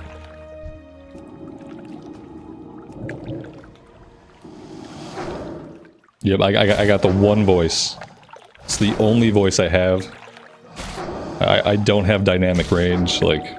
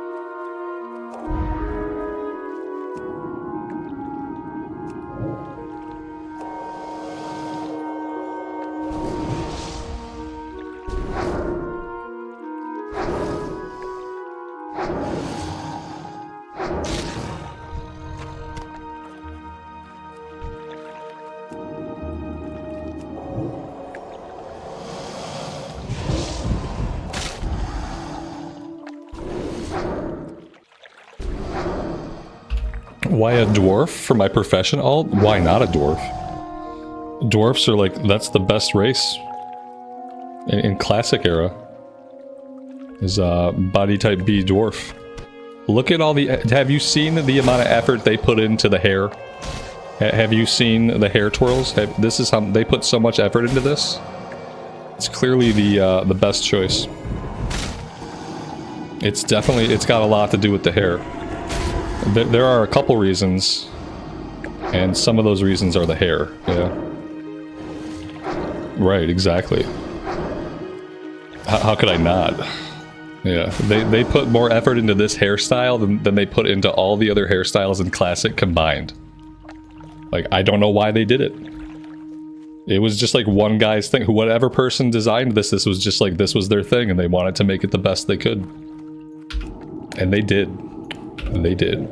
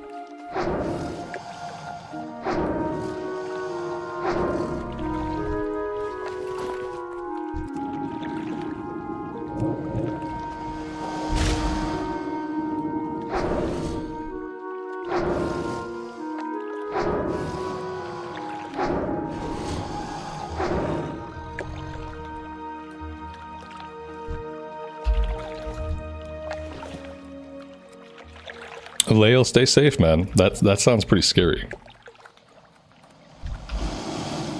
The temperature dropped here today too, but we didn't have to have storms before the temperature dropped. It just dropped with no storms. We had like rain showers come through and that was it.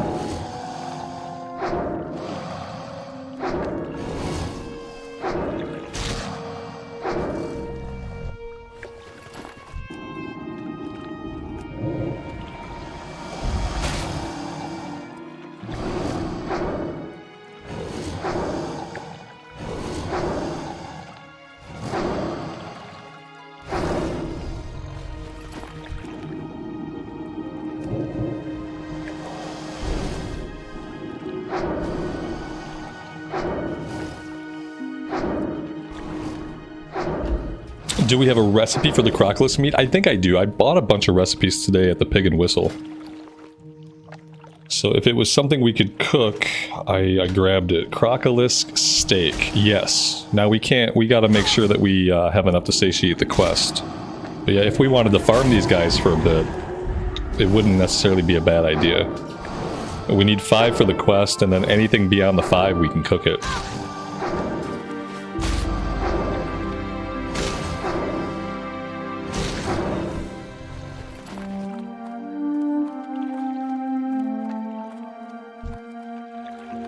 It's really a shame that nobody's out here skinning all these guys. I feel like these have a chance to drop medium leather. Somebody should come skin these. It's kind of a waste.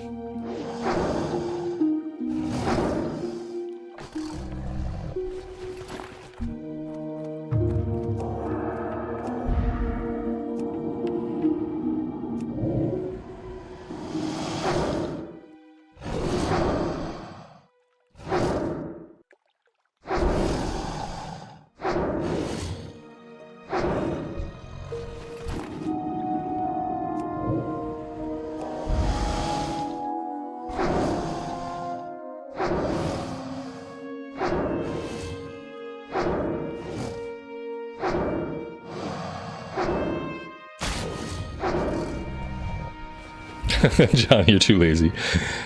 Damn it, man. There's golds on the ground out here, languishing in the sun. They'd probably all despawn by the time you got out here anyway. Yeah, they're not going to be here for long.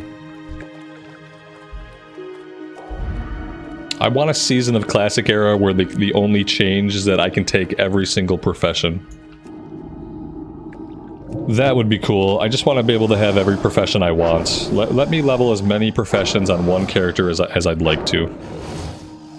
That would be an amazing change. I'm sure it would break something, but it'd be nice.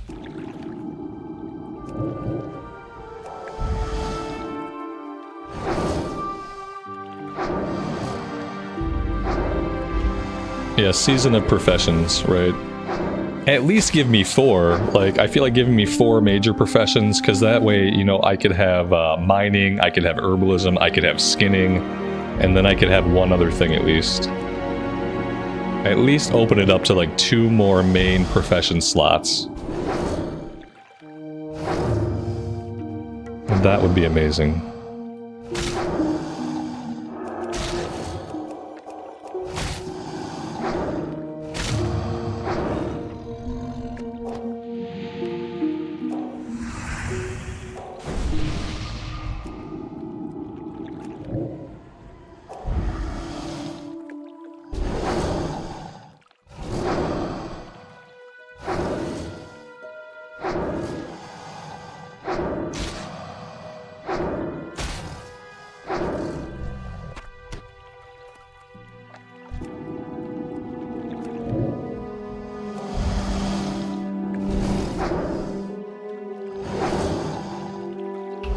We got everything we need for the quest. I'm gonna hang out here for a bit. We'll see if we can farm up a little bit more for cooking. We probably don't need too much for cooking. The only reason I say that is because we have this recipe now. This recipe is kind of gonna, like, that's gonna propel our cooking by quite a bit. But we can hang out here for a little bit and kill some more crocodiles. That's okay.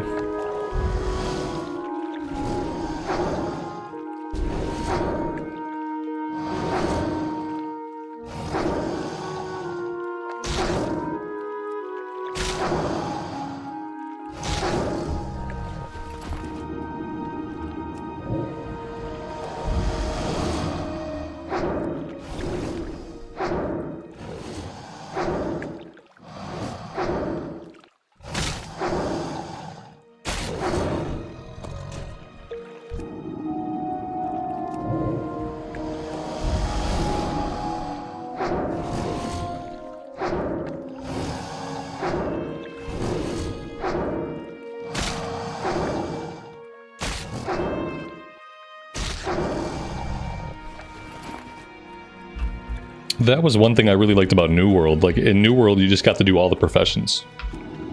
I thought that was a really cool thing. That was about the only thing I liked about New World, though. So, you know, ultimately, it didn't work out.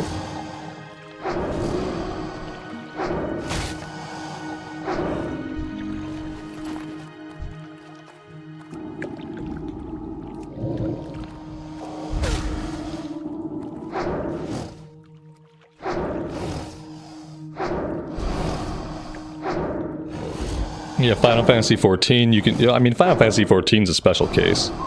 You can be any class and do all the professions, so, like, it's just a special game. You know, imagine being every class on one character and having all the professions on one character. That'd be crazy. ESO handles it that way too. Yeah, I guess, like, WoW is kind of old school in that way, and it's funny because, like, even in modern WoW, they don't open up professions to you. It's like, you're stuck with the same amount of professions in modern WoW as you were stuck with back in Classic. I don't know. I mean, they probably have reasons, like, why they don't open them up to everybody. Part of the reasons is probably, like, the economy. Like, if everybody could be every profession, then I guess less people would buy and sell stuff on the auction house, maybe. So maybe it's a decision they made for the economy's sake. I'm not sure if that pans out or not.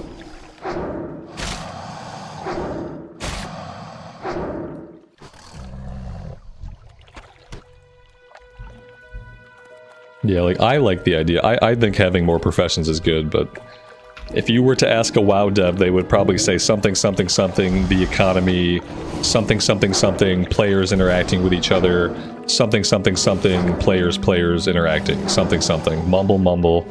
Yeah, it probably sound a lot like that.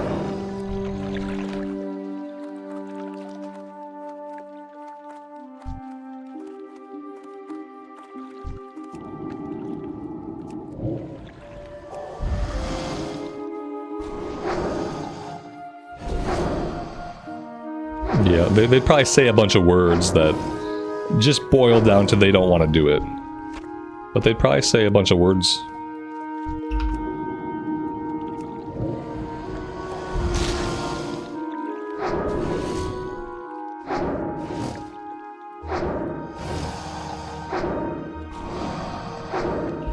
They wouldn't sell as many WoW tokens. Yeah, there you go.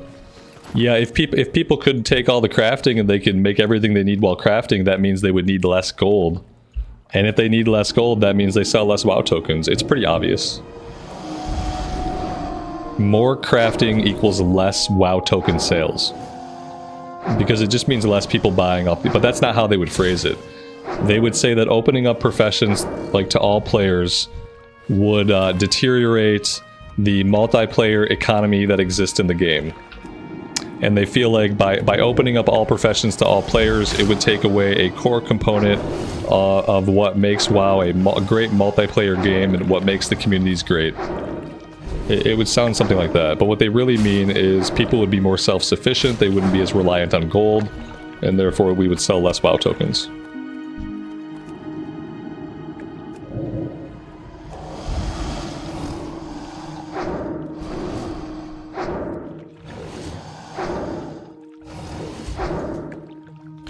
Yeah, I wonder, so I have this add-on now. If there's actually a node, will the yellow dot appear above this, or are these gonna hide the yellow dots? I was assuming ooh, that just completely disappeared. That's so weird. I was assuming the yellow dots would, like, shine through. And I haven't found one yet since we've been using the add-on. So I don't really have any... Look, it's back. I jump in the water, it disappears. I go out of the water, it's back. We have to find an actual node. We need to find an actual node so I can see how this add-on's working. I need to know if it's hiding the yellow dot or if it is... Yeah, I need to see how it works. Also, we died a long time ago. And when we died, I never turned back on find minerals. So it's going to be hard to find minerals if we're just not tracking them, it turns out.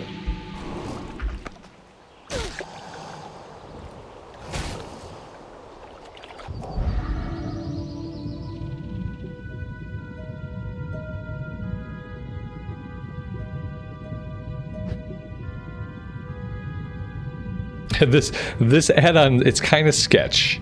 Yeah, it keeps kind of showing me stuff, and then it takes it away.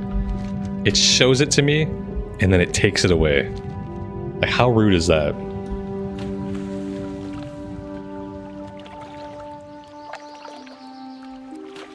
Oh, it's disappearing on purpose. I see what you mean. So it's disappearing, and then if there was one there, we would see the yellow dot. Okay, I see. I don't know if I like that, because we have to get quite close for this to disappear.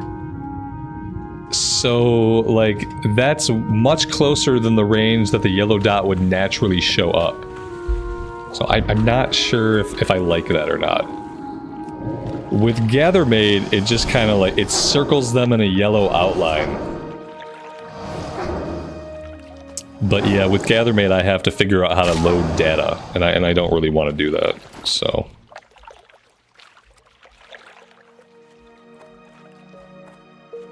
Alright, really fast, well, nothing's gonna happen really fast, but let's take care of this guy.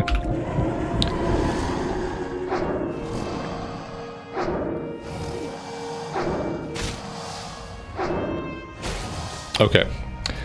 I'm gonna post up right here by this quest giver for a second. I have to go bio, so I will be right back. I'm kind of assuming we'll be safe if we're right here.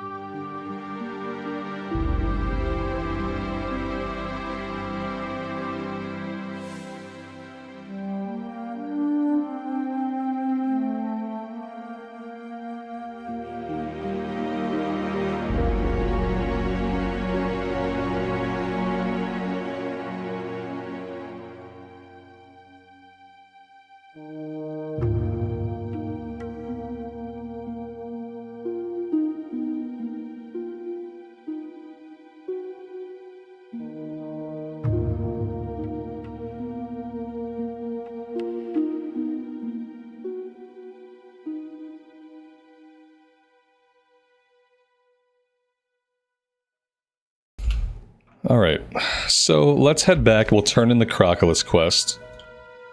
And then we'll continue to try to use this add-on to hunt for nodes.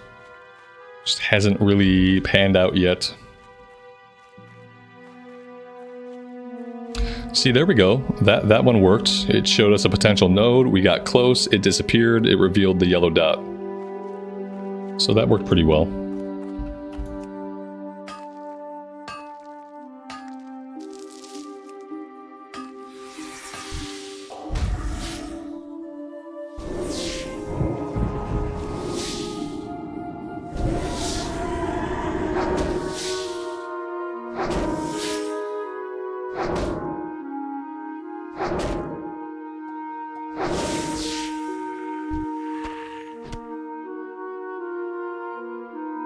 Lael, to be safe, man, I would say just find shelter, you know?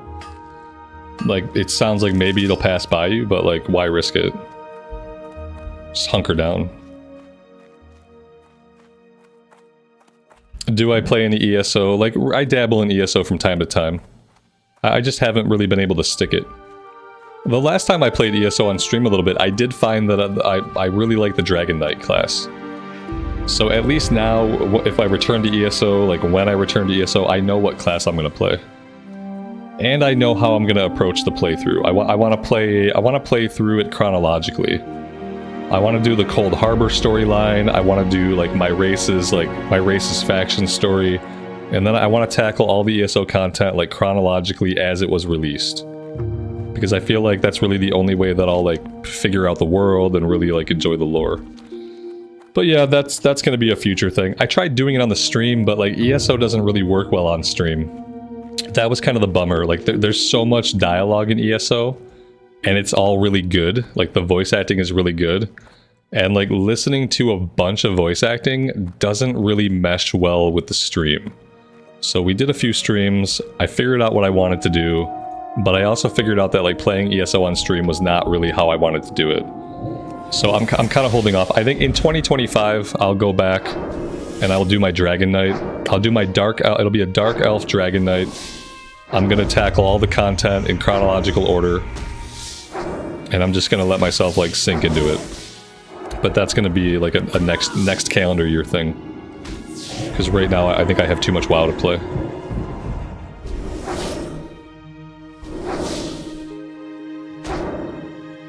You know, I have this Desperate Prayer as well. I have not been using my Desperate Prayer ability very wisely at all. That could have saved us a couple times. Could have saved us the one time we died. The X-Men in the background? Yeah, those are my X-Men 97 figures. I got all of Wave 1, and then I got Cyclops from Wave 2, and I have to wait on the rest of them for, like, Christmas, because, like, as a grown man, it's hard to justify $25 a character. It's hard to justify.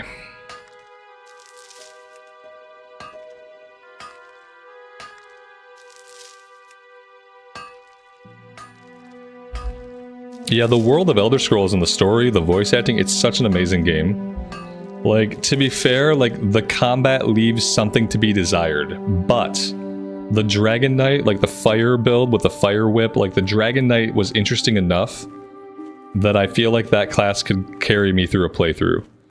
Even though, like, the early game combat is, like, you know, kind of lackluster, it's not hard, you don't have to do a lot. Like, I feel like the class aesthetic was cool enough that it could carry me through it. So, like, yeah, now I have the plan now. I just need to wait until there's time for me to enact the plan. So, we'll get there at some point in 2025, I'll circle back to it.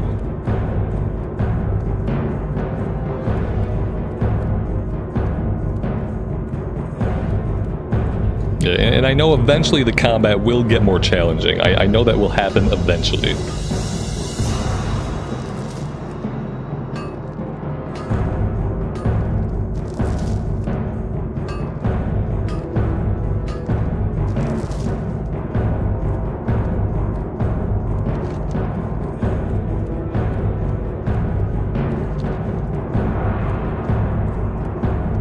I don't want to be here. Yeah, I keep chasing herbs, I keep chasing the ore, and I keep ending up in the ogre compound, and I need to stay away from the ogre compound. I would love it if some of these tin nodes, if some of them turned out to be real, like real tin, like that would be amazing.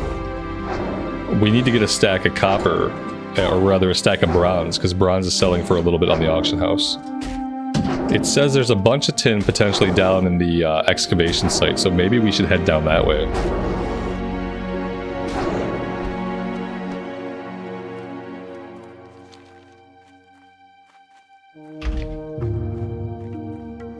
I mean, Nereyu was my favorite character so far. Granted, I haven't played a lot, but I've run into Nereyu in a couple of different places on a couple different characters. So, like, so far she's my favorite character in ESO. I'm sure she's a common favorite for obvious reasons.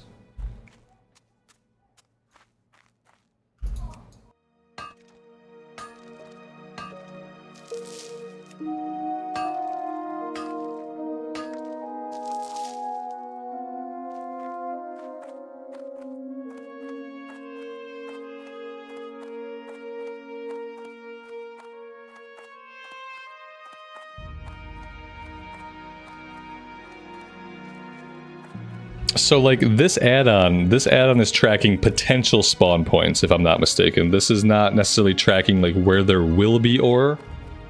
It seems to just be, like, pointing out where there could be ore, and then only a certain percentage of that is ever going to actually be spawned in. So, like, you're never going to have a time when, like, all these nodes are actually up, because it's just potential spawn points. That's kind of how I'm interpreting this information. It's like, it's just that these are potential spawn points. They are points where ore could spawn, but it's not necessarily certain that it would.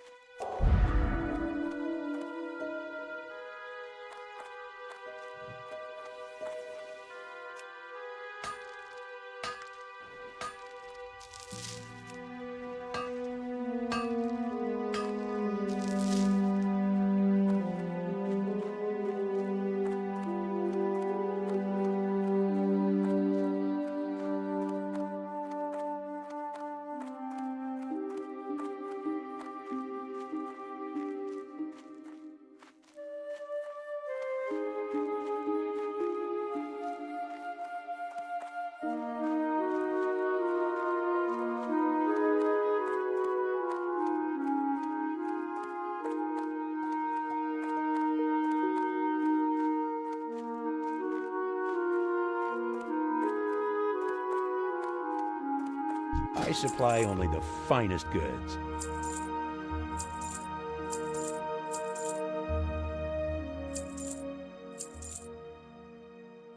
Safe travels.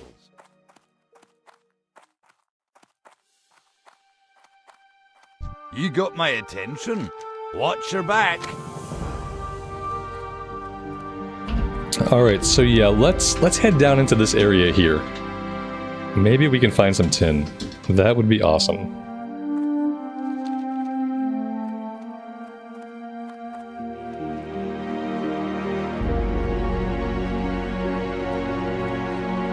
There's probably also a quest we could work on down there too. If we want to head out to the actual excavation site, we can pick up a quest for this little area.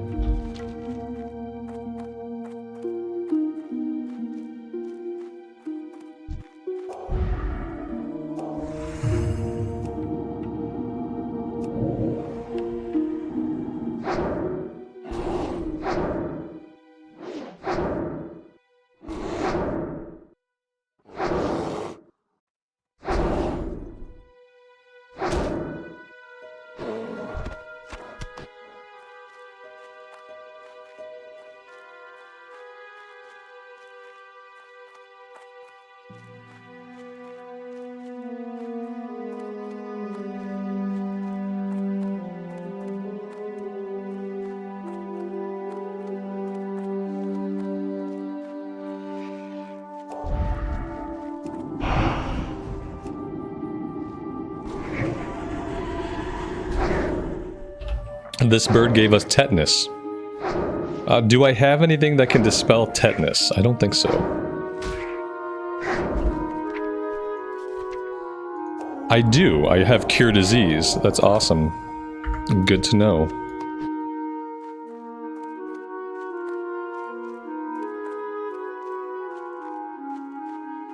Alright, yeah, if we're gonna head in there, we're probably gonna have to do a little bit of fighting. Let's go grab the quest first.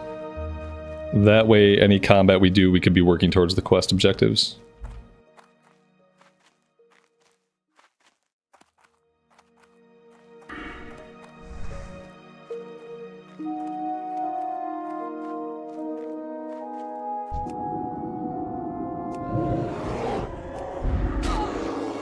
We could probably check back here too, along the mountainside.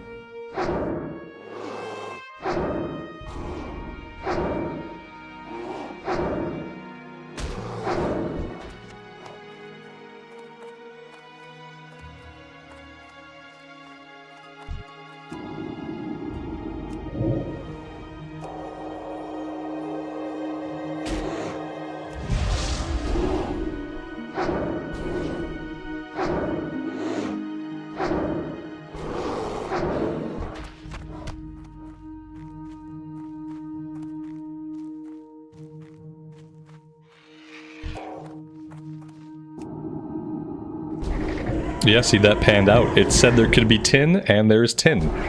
So yeah, this is perfect. This is all that I need. Yeah, I just need to see, like, the potential spawn points, and that's gonna help out a lot.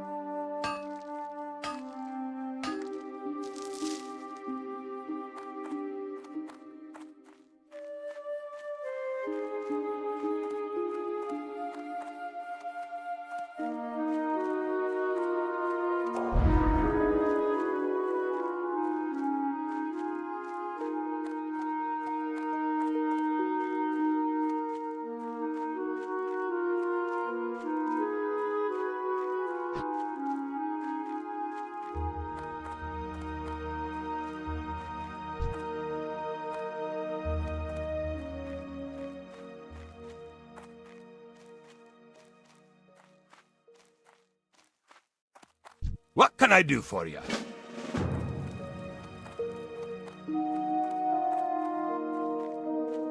How are you?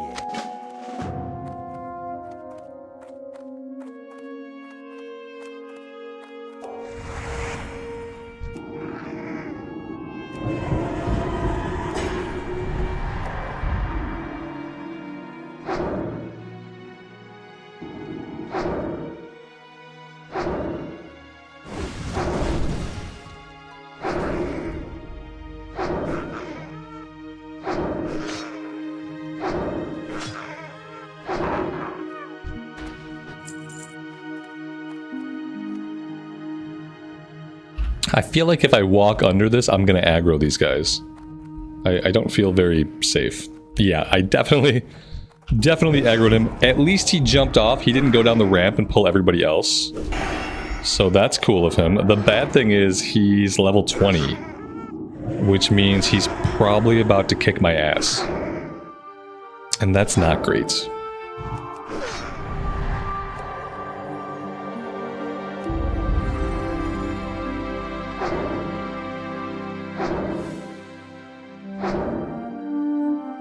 Maybe this is not where I want to be.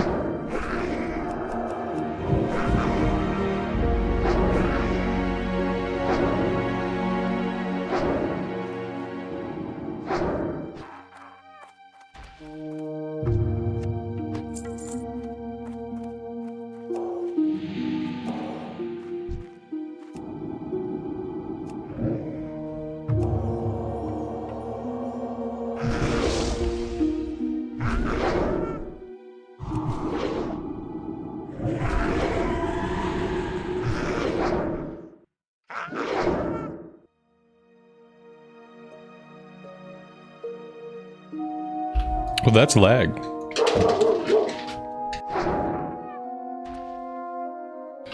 That was some lag. That was lag on my end. Looks like we're good now, though.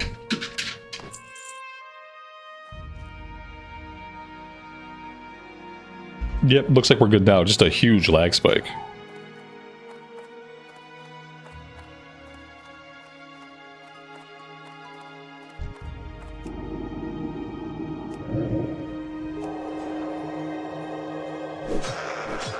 This is really bad. This is really bad.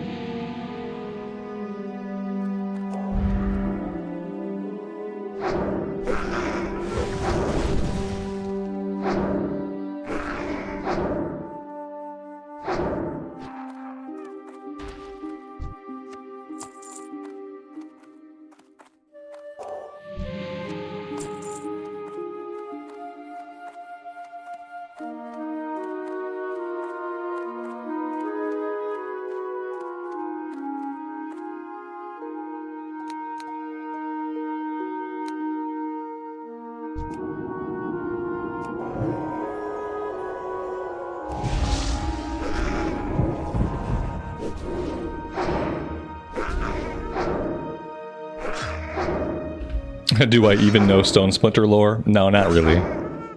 No, they're trogs. They came from deep within the planet. That's all that I know about trogs. I don't think they were Titan constructs. I think they were native to the planet.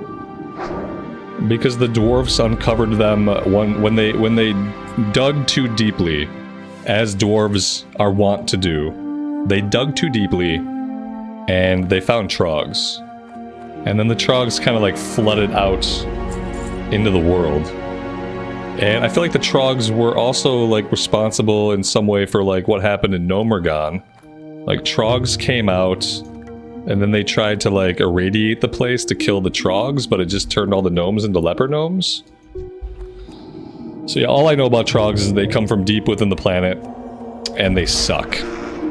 They're a bunch of jerks, and that's about it.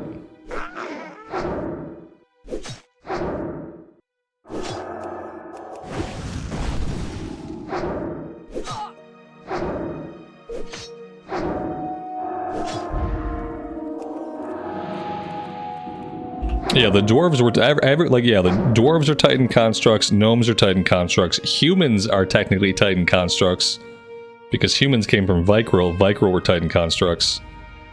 Like a lot of the playable races are Titan constructs. We're not native.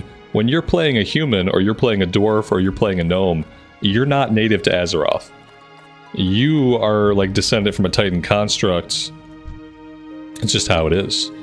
The playable races that are native to Azeroth: Night Elves, Trolls, Tauren. Night Elf, Trolls, and Tauren are the playable races that are native to Azeroth. And then if you're an orc, you're an alien from another planet. So yeah.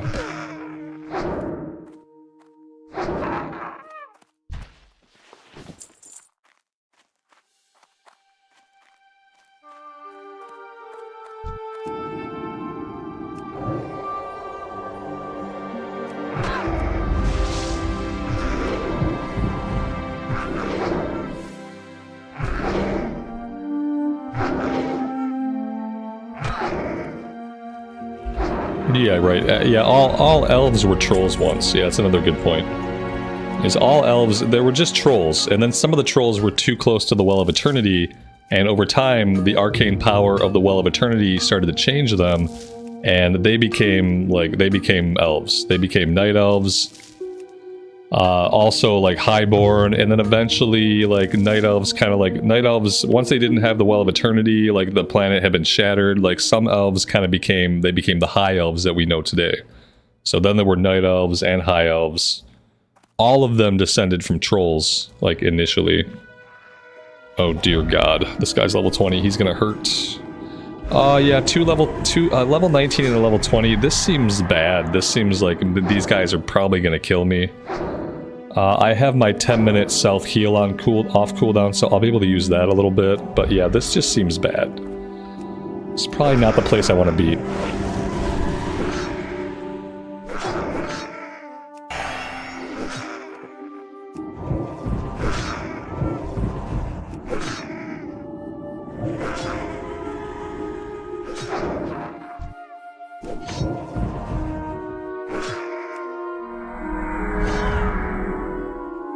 Maybe we'll live.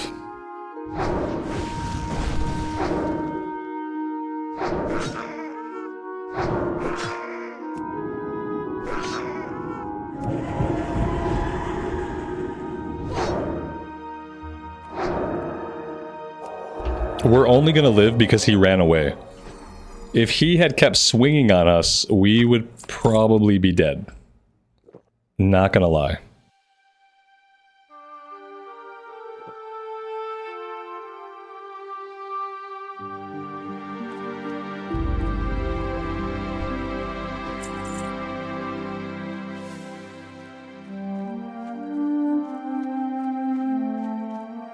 So far, I don't know how much it's been worth it coming back here right now.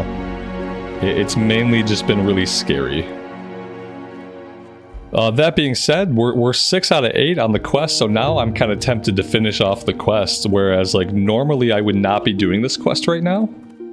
Now that we're already 6 out of 8, now I'm just probably going to just finish it off and be done with it.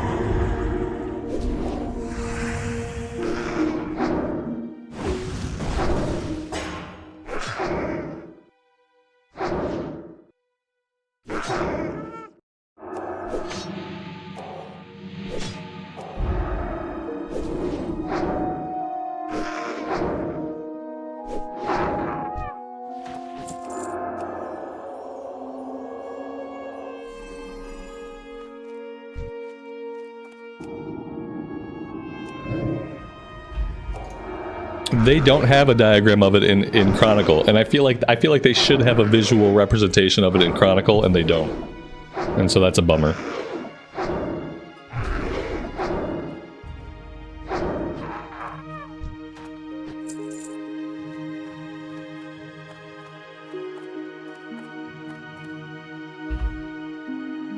The dot and wand can be boring. Yeah, I don't get bored by stuff like that.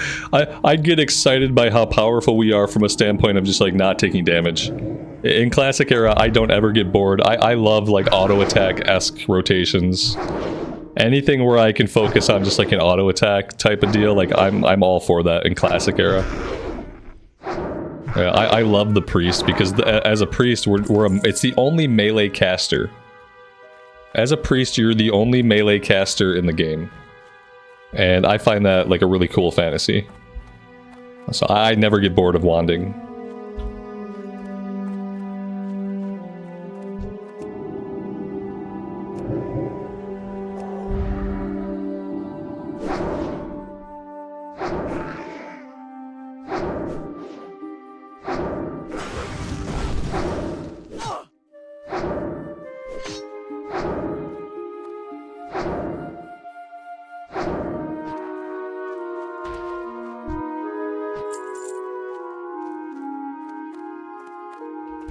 See, now the Warlock I do get bored of. And I think that the difference is, on the Priest, the enemy is in your face. The enemy is in your face, they're trying to hit you, and if you're playing your cards right, they're not hitting you often because you have Power Word Shield up. But with the Warlock, your pet is tanking them off in the distance, and what happens to me is since there's no threat to me, the character, like, I disengage from combat. Like, I just mentally disengage completely. And for whatever reason, like, I get really bored playing Warlocks. Same reason I get really bored playing Hunters, because I don't like it when my pet is tanking it away from me. I love, like, on the Priest, how they're in your face trying to hit you the whole time. Even though, like, in theory, it's kind of similar. You know, you put your dots up, and you wand. It's, like, very similar gameplay, with the difference that the enemy is, like, way out there. Like, I want the enemy to be right here.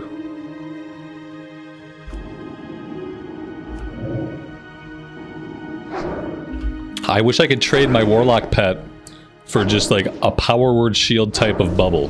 Like, just not have a pet, but have some kind of like demonic barrier. And that way it could play more like the Priest. Where I could tank stuff to the face, I could wand, I could dot, I could fear. Like, all that stuff is really good. I just hate having the pet. The pet makes it really boring for me.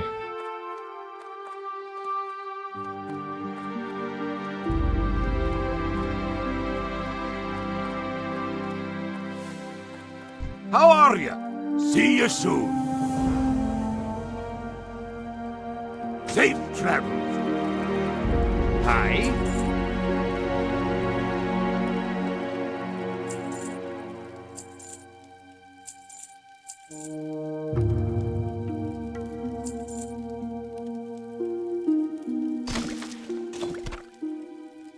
See you soon. Alright, so that quest is done. I feel like, you know, there's a lot of potential ore out here, but there's not a lot of actual ore. Let's just kind of like run back up this way. We can check out over here a little bit, and just see what we can find.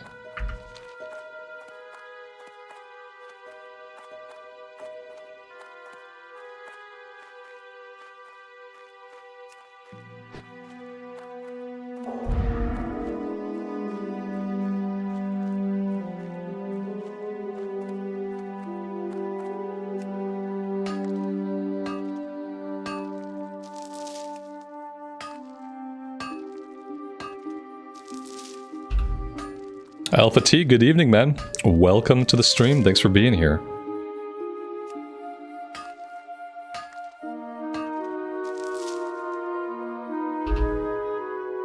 I'm doing great. It's been a good day.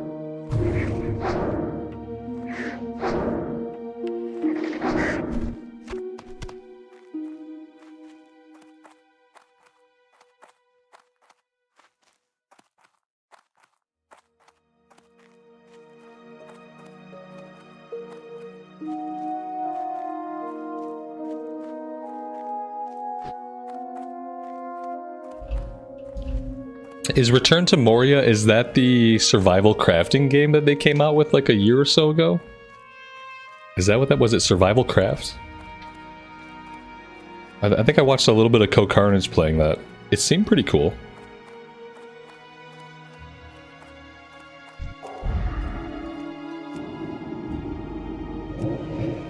For some reason, they're coming out with a bunch of different Lord of the Rings games in different genres. They have like a Hobbit farming village sim in development. I don't know if the new MMO is still in development or not. They were working on like another MMO for Lord of the Rings, but I don't know if that got canned or not. That was supposed to be an Amazon game development studio game. Yeah, Co-Carnage is one of the few YouTubers that well, he's not really a YouTuber, but I watch him on YouTube. I don't think I've ever tuned in for a Co-Carnage stream. But I do watch his stuff on YouTube when I want to turn something on in the background. Although recently there hasn't been anything interesting to watch. I haven't been interested in anybody's stuff in a long time, but really the only people that I watch Co-Carnage and I watch Christopher Odd. Same thing with Christopher Odd, like the only stuff he plays anymore that's even remotely interesting to me is XCOM 2 campaigns. He does like pretty awesome XCOM 2 campaigns. But other than that, there's just not a lot to watch these days. Amazon is still working on the Lord of the Rings MMO? Okay, I don't know why I thought that got cancelled. I guess that'll be cool if it ever comes out. People still play the original Lord of the Rings online. I think they did a fresh start event recently for Lord of the Rings Online. I saw something on the internet about a Lord of the Rings fresh start server or something like that. I feel like that game still has like a decent, maybe a small but mighty player base. Okay, it says there's a node somewhere, maybe up top. Nice. Silver, I think silver bars sell for a bit. This was really nice.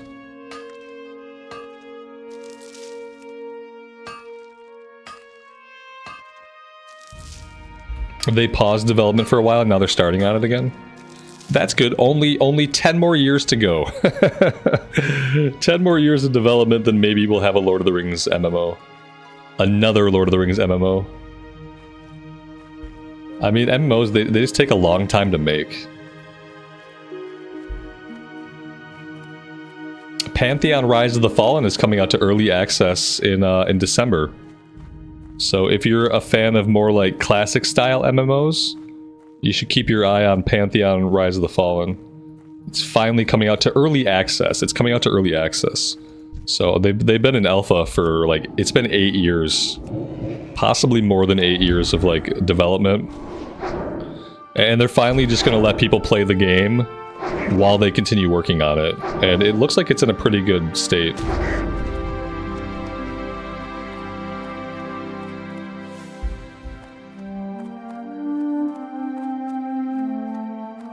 I will definitely be checking out Pantheon when it comes out in December.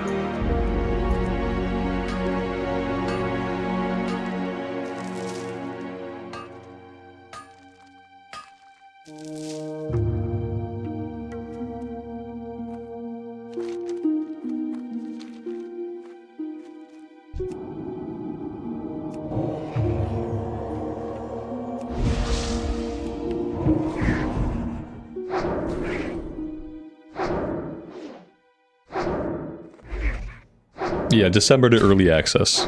So it'll probably have like another 2 years of development. But I like that. I would rather they put the game out into early access, get it into the hands of the people that didn't pay them $500 to kickstart the thing. Like, get it into the hands of normal people who are interested in the game, and then take that feedback and then keep developing it. That's going to be so much better for them than just waiting more years and years and years to actually like put the game out. Like, you just got to get the game out. It's already been in development for so long. Like, you have to get it out there and let people play it. That's going to be the only way to keep hype for it, because otherwise, like, 10 years later, no one's going to care.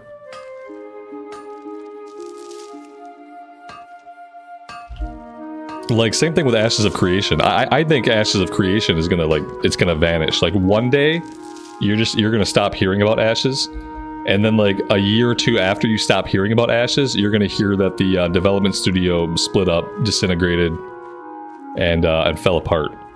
Because that's another game that's been in development for like 10 years. They've changed engines multiple times. Every time they showcase the game, they showcase a very tiny slice of the game that doesn't make you feel like there's an actual game.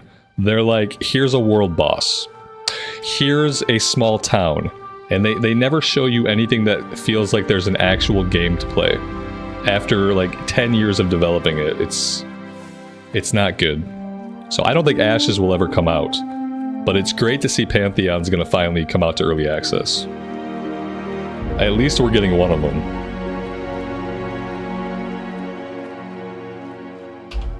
Leo, that's good to hear, man. I'm glad that blew over. Dinner will be done in 10 to 15 minutes. Thank you, Amy. Did they ever come to put the gutters on the house? Did that ever happen, or has that not happened yet? We were supposed to be having new gutters put on the house today. They were supposed to come between 3 and 5. And, oh damn, Horde Elites. And I don't know if they ever did that or not. I want to check. Okay, there's no tin. Let's get out of here.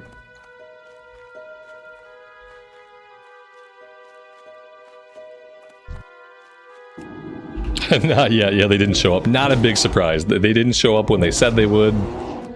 Not a big shock. Yeah, it'll be tomorrow. It'll be like the tree cutting. When, like, the tree cutting was supposed to happen on one day, and then the tree cutting became like a 2-month event. Oh, dear God! Oh, not like this! Not like this! Oh, no! Ah! It's okay. Damn, we are far away. Alright, guys, I tell you what. I just got my 10-minute warning for dinner. I'm gonna resurrect here. I'm gonna take my res sickness, and we're gonna be good with that for today. Batman time. Hello again, Batman. I'm not feeling it right now. I could try. You've been going for 4 hours. That's it. You got to give me material. I can't just talk in it. I might be able to read a couple things, but you guys got to give me something to say. Better do it before I get myself parked back at the inn, because I'm parking this car. We've turned the car around. We're going home.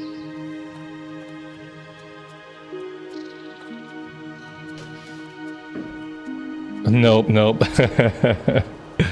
I'm not wearing hockey pads. How about that? Everyone loves the "I'm not wearing hockey pads" quote. I'll just do that one.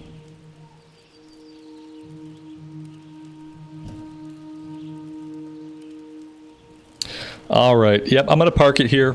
Guys, I've had an amazing time. Thank you guys very much for being here. I think on Wednesday, I might have to play War Within on Wednesday. I have to choose my main. So I would love to keep going on this character, but I think Wednesday the stream is going to be dedicated to me picking my main. If I get that done early, maybe we switch over to Classic. But I also need to let the Paladin get a few levels, because we are quickly catching up to the Paladin. I would like the Paladin to stay a little bit ahead of this character. So yeah, I think Wednesday we'll be doing War Within prep. But we'll see. Thank you guys for being here. Hope to see you again on Wednesday. Until then, take care of yourselves, take care of each other, and have a good rest of your day. We'll see you soon. Bye.